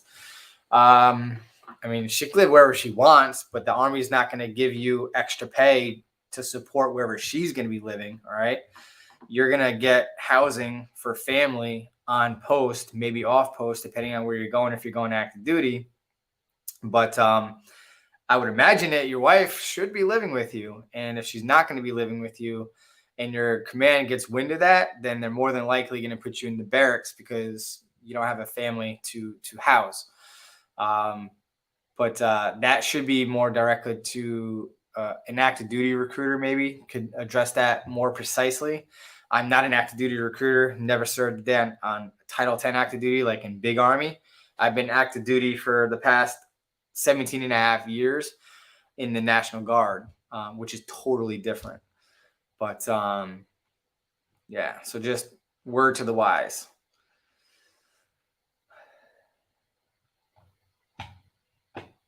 Andy Crintron. All right, so he's asking policy on soldiers that have had ADHD as a child during the enlistment process. So if you were diagnosed with ADHD in the past, does not necessarily mean that you're permanently disqualified, no waiver is authorized. But I will say this, if you're currently on medication, you are not going to be able to join while on medication, right? You're going to have to get off medication. I would say at least 6 to 12 months, be completely stable, go for an evaluation to your doctor who originally diagnosed you and prescribed you, or at least your latest doctor, and basically get a letter from them stating that, yes, at one point from this date to this date, they were diagnosed and experiencing or what have you with ADHD. They were prescribed this. This was their dosage. This is how many times. I mean, they're going to pull up your prescription history regardless, but get a letter stating that you've been weaned off the medication. You're no longer on medication. You've been off of medication for however long up until that point. Like I said, at least 6 months. I would say at least 12 months, at least 12, to give yourself a fighting chance for a medical waiver. And if you are signs and symptoms free for, like I said, those 6 to 12 months, and you are stable and you are in a letter from your doctor stating that they do not feel that you're going to need to be back on medication anytime soon for ADHD and you're functioning well, then you'll be in a fighting chance to get a favorable response to a medical waiver in dealing with ADHD.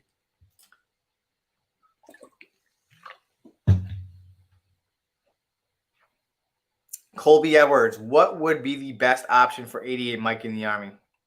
I'm not following you. Like duty station, MOS. I mean, you already said the MOS, and if that's the only MOS, then I'm not really understanding your question. If you could rephrase that, that'd be appreciative. BDJ, DKSN, whatever. You got a weird name. Does my recruiter have to be from my city, or could it be from another city? Depends. If it's active duty, some active duty recruiters can literally recruit you from across the country. If you're talking about Guard or Reserve, just go through your local office, the closest one. Again, it doesn't have to be from your city. Like I could recruit someone upstate, but they're going to have to travel down to my RSP unless I get approval to have them drill there in lieu of drilling down here. But it's doesn't hurt to ask your local recruiter if that's possible, or to contact a recruiter in another city. If it's within a reasonable travel distance, like 30-minute drive, no more than an hour, then yeah, I don't see why not.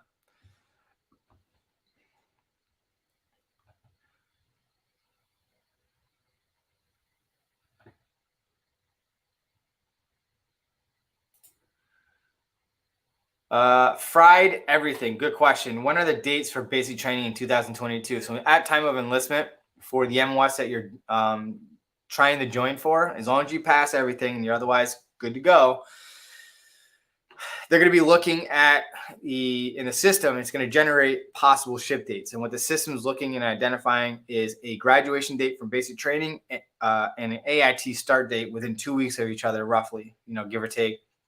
And those will be your dates for shipping out. If you have more than one option, you pick and choose when you leave. But people ship out every day, Monday through Friday, from MEPS. So a new class starts almost every week for most MOSs, or at least the heavily densed ones. Good question. NPP, question after basic and AIT. Let's say I get a civilian job. Is it illegal for them to fire me? If they're firing you for military discrimination, yes, that is highly illegal. And I implore you to check out this website called esgr.gov.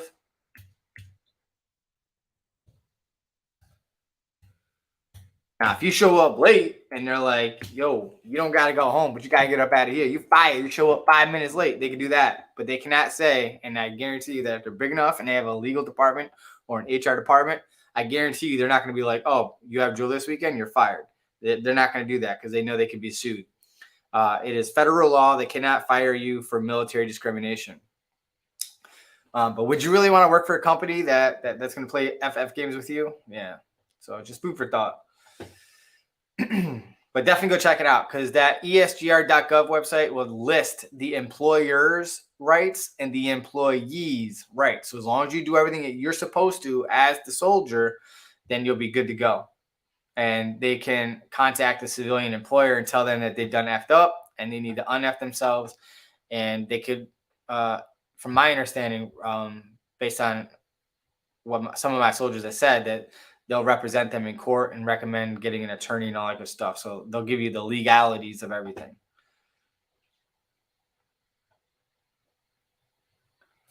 Hi, Anime Girl 484. Appreciate you tuning in. Thank you very much. Ikani Nikodeme.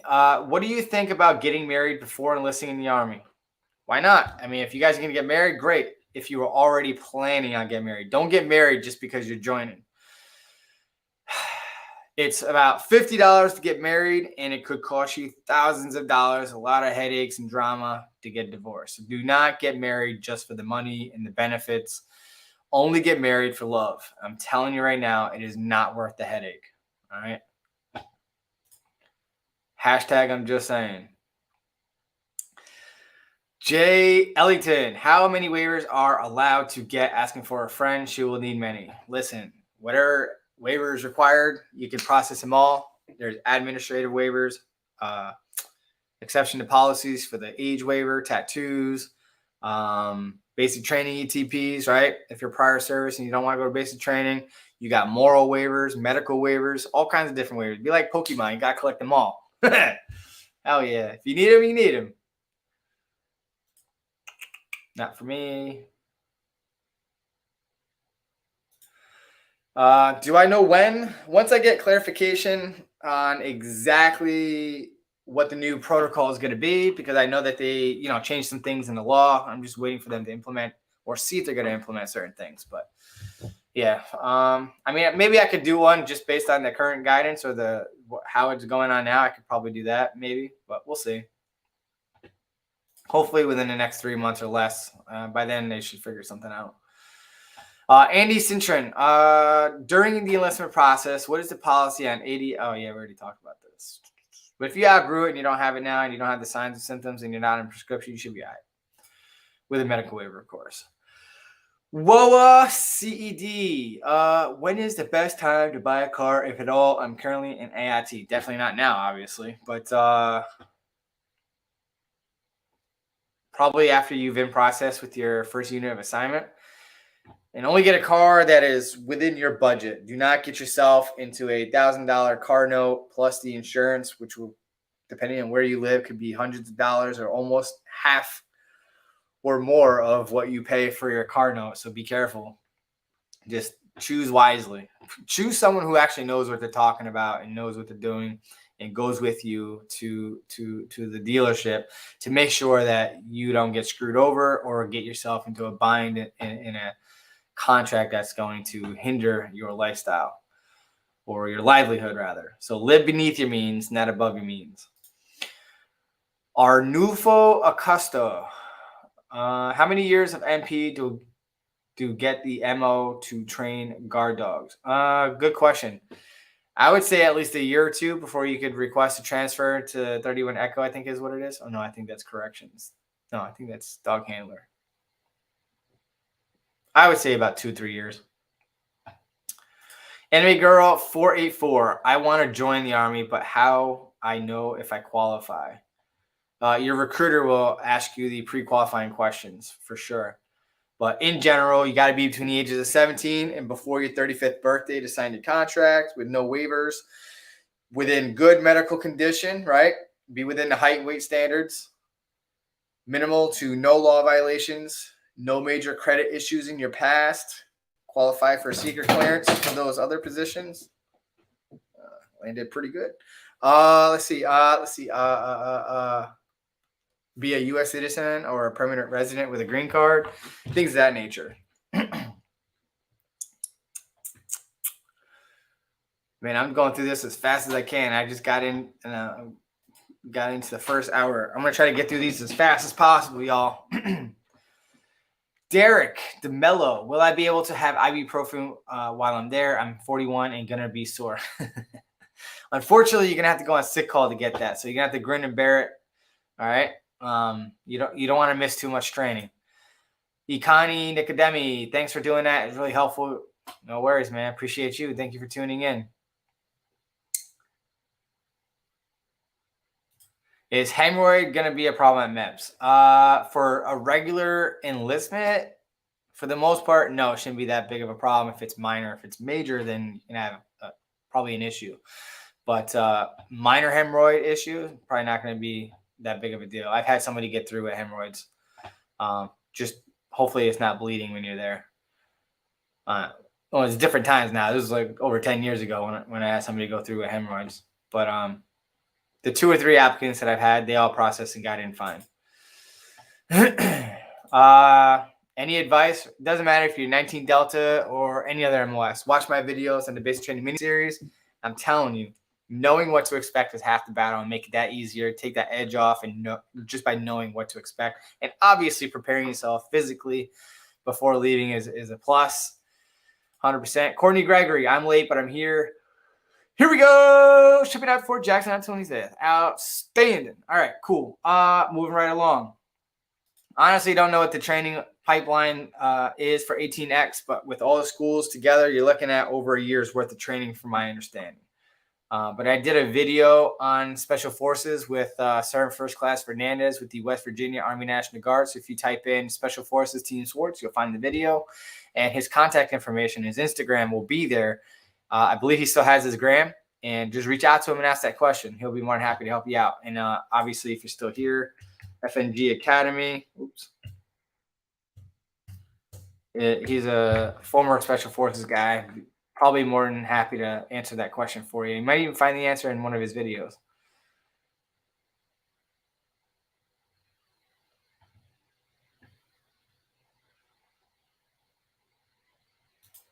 So if you're currently working now as a psychiatrist, go through the AMED. I'll type it in the chat box if you're still here. That's a specialty branch recruiting. So you want to talk to an AMED recruiter for the component of the Army you're trying to get into. Golden Knight, appreciate you. Thank you so much. I don't recall the length for 18X off the top of my head. If you Google it, I'm sure you'll find it. But yeah, 100%.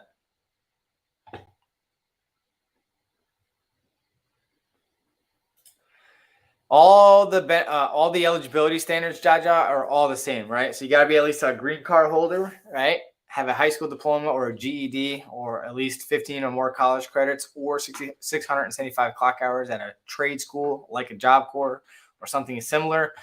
Again, pass medical, the ASVAB test, all that good stuff.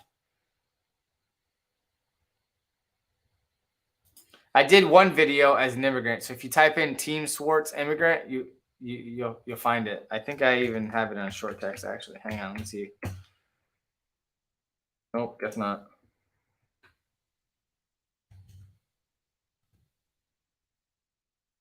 Yeah, I don't have it as a quick text, but yeah, just go in the search bar in YouTube, TEAMSWARTZ immigrant, and you'll find it. Would working ADOS orders help me get promoted faster? Not necessarily. I mean, if it's within your unit, then possibly, because you'll have more face time with your unit and their leadership. But if you excel at what you do and your work ethic is phenomenal, then yes, regardless if it's in the unit or not, if that gets relayed back to your leadership and you are a phenomenal soldier, then yes, it can definitely help. It's not going to hurt you unless you are a subpar minimalist that jacks up and makes bad decisions and do stupid things. You know what I mean? You play stupid games, you win stupid prizes. You know what I'm saying? But if you are a good soldier, right, you go above and beyond more than what is expected of you, then yes, things like that will be will reward you of your efforts. Sear Byron, hey, what is the policy on self-mutilation? It's a no-go at this station, unfortunately. Disqualified, no waivers authorized. I got cigarette burn marks, but they were from fooling around with friends rather than depression. The only way around this is you go to mental health counseling for at least,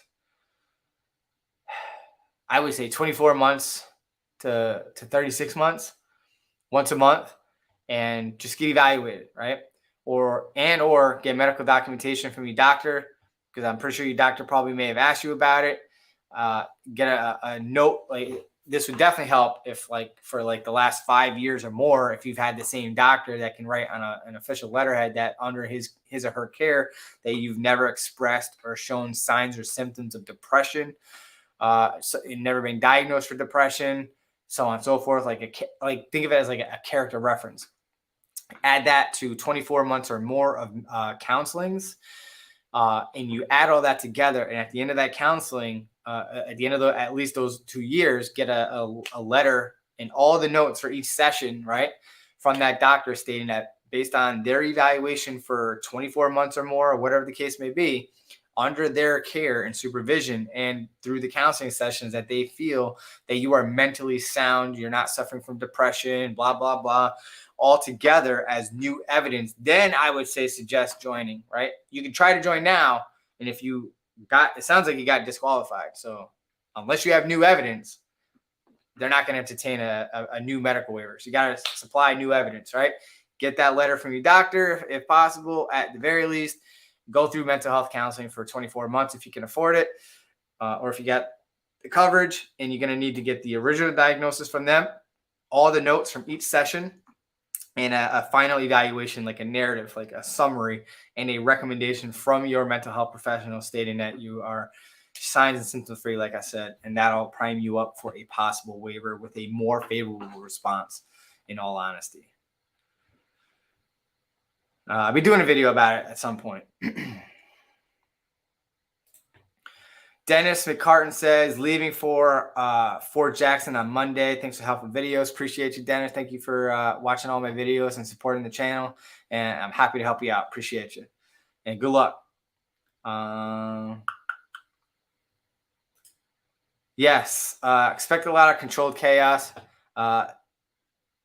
I did a basic training miniseries. Definitely watch it, but understand that Fort Benning is on a whole nother level of intensity. So just take whatever I share with that. Just add like 10% more intensity from your Joe Sargents.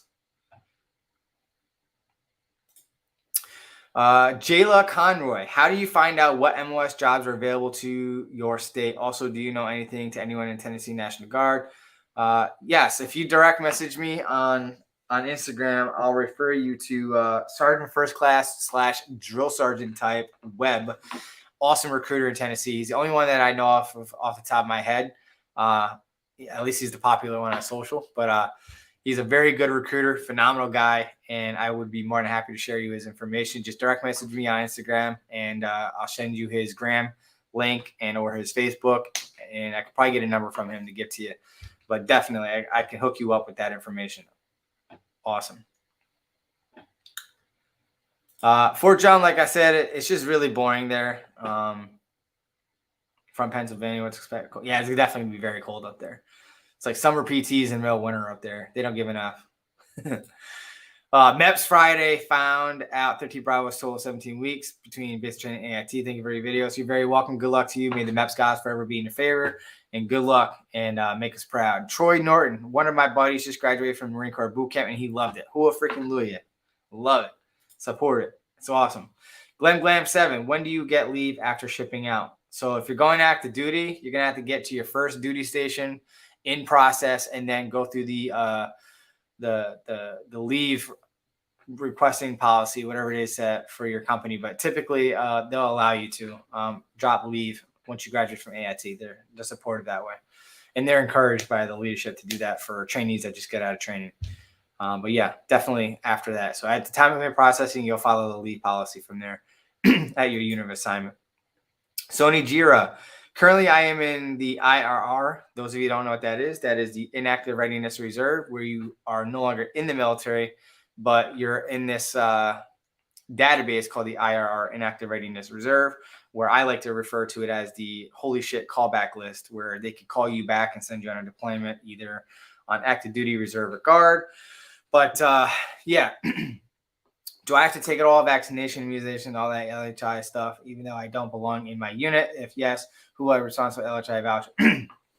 So when you do your muster that once a year until your 8-year MSO, military service obligation, expires, then yeah, they'll give you everything that you need. Just follow the directions at that muster site. I know Fort Hamilton does it here, but wherever you go to do that muster, they're going to pay you for 4 hours to go do your medical and everything. And update that stuff. So bring your records with you. Anything that changes your mental, physical, and legal status. All right. Not that big of a deal.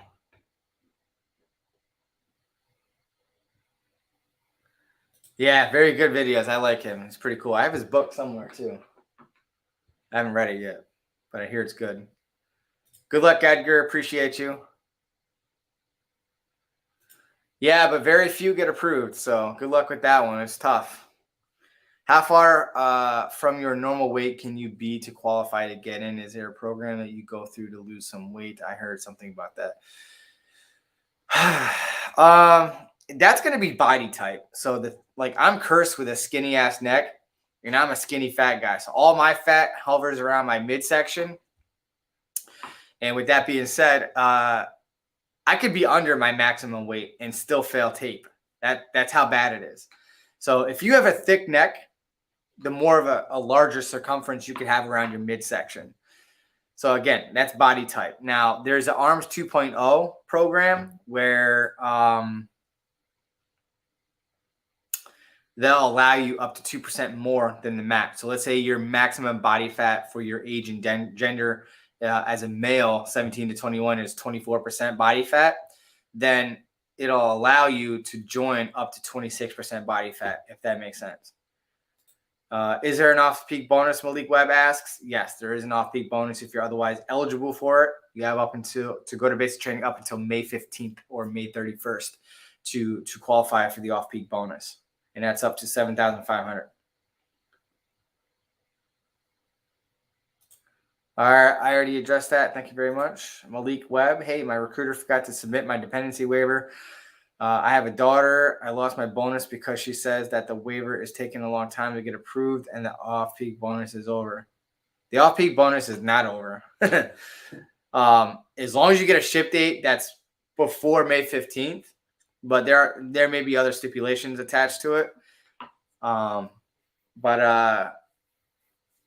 I don't see how your recruiter could forget to do a dependency waiver if you have been listing your daughter the entire time.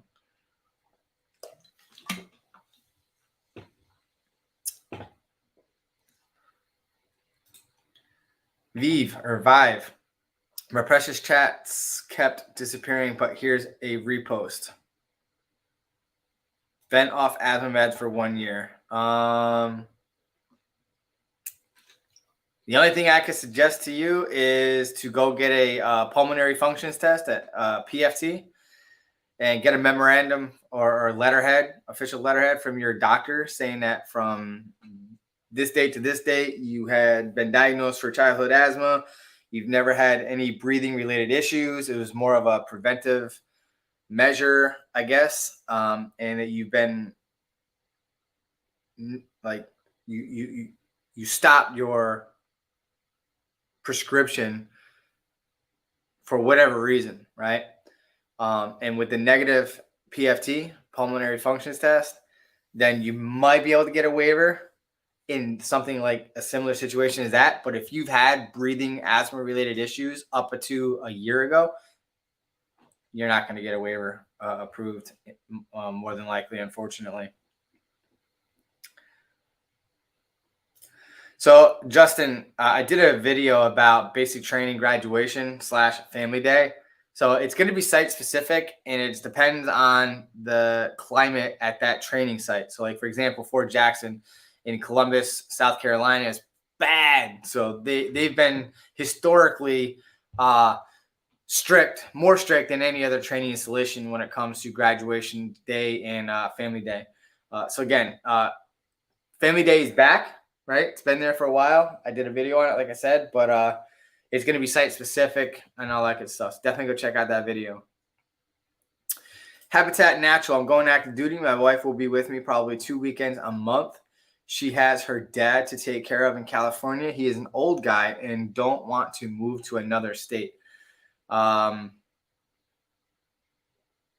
as long as you don't mind paying her going back and forth, but what happens if you get stationed in like Alaska or Korea or Japan?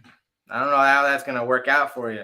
He's going to have to move. Like if he wants to live longer and he needs that support from your wife, he's going to have to move with you, but you're going to have to list him as a dependent and probably get some legal documentation from a court as him being financially dependent on you. That's some dialogue that you need to have with your recruiter, and definitely a conversation between you and your wife, for sure, and him. Because you all got to be on the same page. I mean, it sounds like you've already, no, you didn't contract yet, but you all need to be on the same page, have some honest dialogue with each other and try to figure something out together. All right. That'd be my advice to you. Bo Loudermilk. What MOS can I join if I can't get a waiver for childhood asthma? If you can't get a waiver with childhood asthma, then no MOS is going to be an option for you, unfortunately. Hello, Sergeant SWARTZ. Well, hang on. I didn't click on it. I was active for 6 years. All right, cool.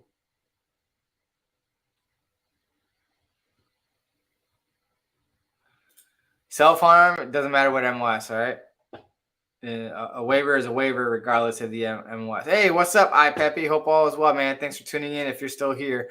Do me a favor. If you're in the stream right now and I've addressed your question, whatever, you don't have to subscribe. That would be great if you do. That's my own personal goal. But at the very least, do me a favor. It takes 1 second to hit that like button. It helps the algorithm, helps, the channel and all that good stuff, gets to more eyes so I can help out more people. Appreciate your efforts and support to the channel. I can't even say that. Athanasios Gavril. Is an RE3E waiver possible from the Navy entry level separation for National Guard? Is it worth having to go back to basic training for a second time? Listen, I went through the Drill Sergeant Academy in 2020, and I think that it was easier only because I knew what to expect, right? I've been there, done that. Does it suck going through certain things? Absolutely. But I felt that I was more mature. I found it to be easier. So if you can get the waiver approved, go ahead. All right. But I don't care that it says an RE3E. I care about the narrative and the SPD code, which usually supports and repeats the same terminology for the narrative. That's going to be the more important part of that whole thing. All right there. Gabriel. Incognito Flamingo, welcome back. Drill Sergeant SWARTZ, sitting in 68 Whiskey AIT, graduated Fort Jackson before BBL, which is Victory Block Leave for the holidays, waiting to get back or waiting to get the accelerator to whiskey phase in AIT since I'm already EMT. Thanks for all your help. Anytime, man. Appreciate you, and thank you so much for tuning in. Congrats, man. Keep up the hustle. Oh, what's up? What's up? Just wanted to say I just ETS'd and wanted to thank you for all your content. Thank you for being such a great NCO. You are definitely a role model. Appreciate you, O. Thank you very much. Appreciate that a lot. Christian, are you able to do push-ups on your knuckles? No, your hand has to be on the ground, unfortunately. Open, palms down, with the thumbs, the index finger straight ahead, beneath the armpits, basically. Ikani Nicodemi. I'm in the process of enlisting. My recruiter submitted a medical waiver for my hearing. Do you think that this can get approved? So I've had about maybe 25% of my hearing waivers get approved. So it really depends on how bad your hearing is, unfortunately.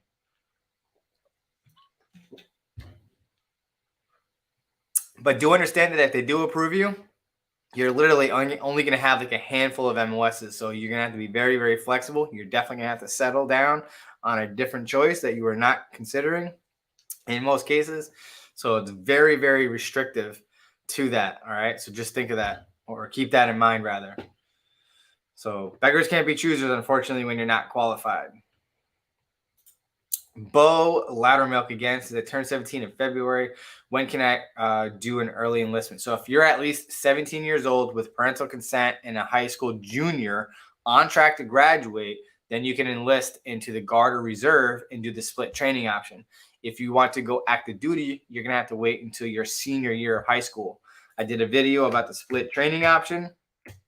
All right. You can definitely go check that out. I'm putting in the chat box now if you're still here. Let's see. Derek DeMello, I'm 41 in prior service, kind of nervous. I hear you, but trust me, you'll be all right.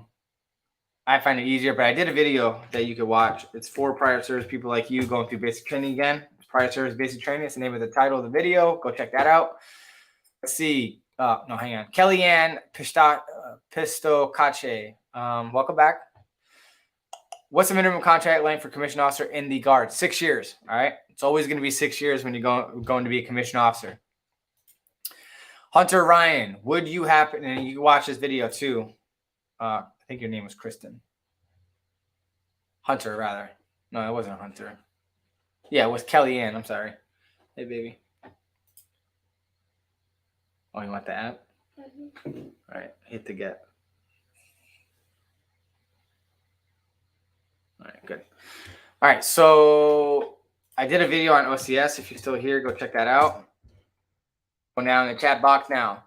Hunter says, would you happen to know if the Army still offers 3-year contracts for people wanting to go infantry, active duty? Yes, they are. Troy Norton, odd question. One of my buddies, he was medically discharged from basic for having suicidal thoughts, harming himself. He never had those thoughts before shipping out. Any info why or what caused? I don't know. You're going to have to ask your friend why he did that, unfortunately. But he obviously expressed it. And if he's saying he got discharged for that and he didn't express it, trust me, they have to go through a mental health evaluation through the behavioral health specialist and all that good stuff and go through the whole motion. So that person's clearly lying to you if they're saying that they never expressed that. Trust me. You have to have a packet this thick that goes before the board to recommend early discharge. So your friend's misleading you, basically. Not saying he's lying, but he's definitely stretching the truth and possibly lying.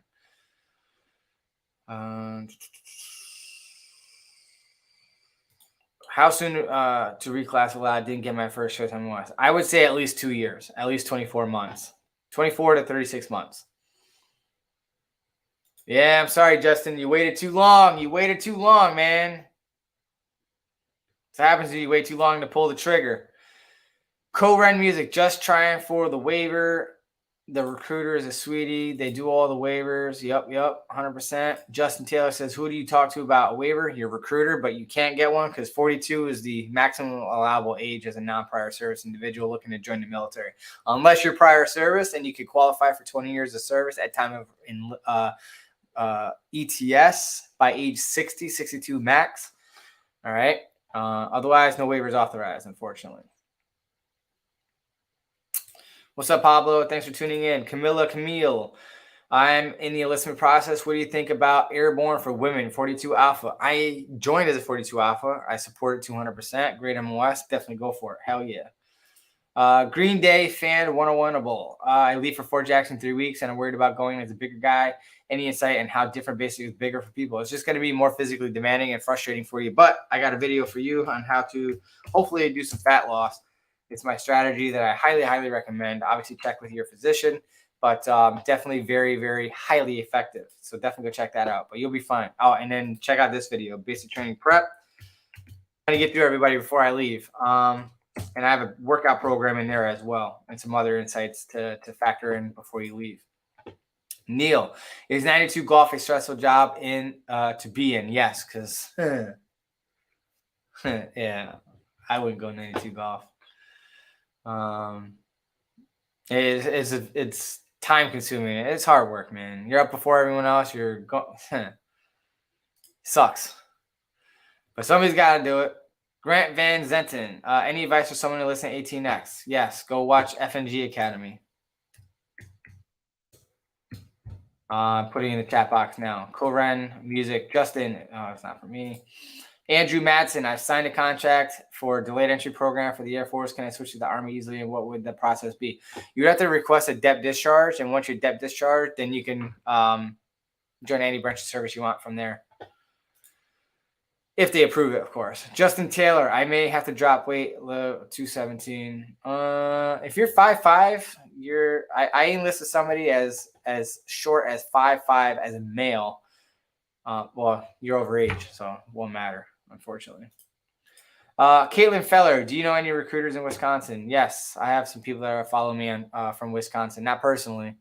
Actually, no, I do know somebody. I think she is in Wisconsin. Hit me up. Direct message me on Instagram at TEAMSWARTZ if you're still here. Put it in the chat box so you know my name. Or you can put the link if you want.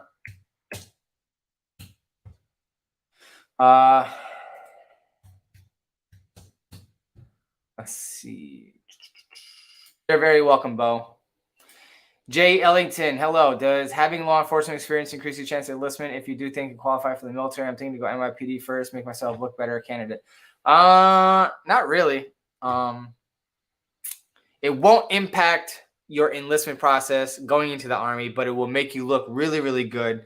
Have an easier transition to go NYPD as a soldier. Yes, that way it would work. But going into the military, no.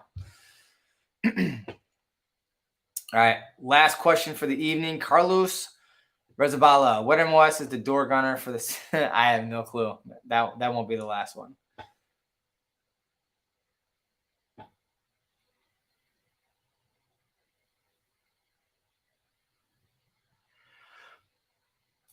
Well, George, that's going to depend on the component of the Army you're going into, how long you're signing up for, and if it's a critical skill or not. But for Guard Reserve, the most you could get is up to $20,000, and for active duty, up to $40,000. All right. But with that being said, thank you so much for tuning in. Do me a favor, if you've not already done so, please like the video, subscribe if you haven't already done so. That would be greatly appreciative. And I will see you next week, same time, same bat channel. And hopefully you're just as excited as I am. Thank you so much. I love being here. I love helping you guys out. And stay blessed, be good, dominate your day. Ooh, excuse me. And I'll see you next week. Appreciate you.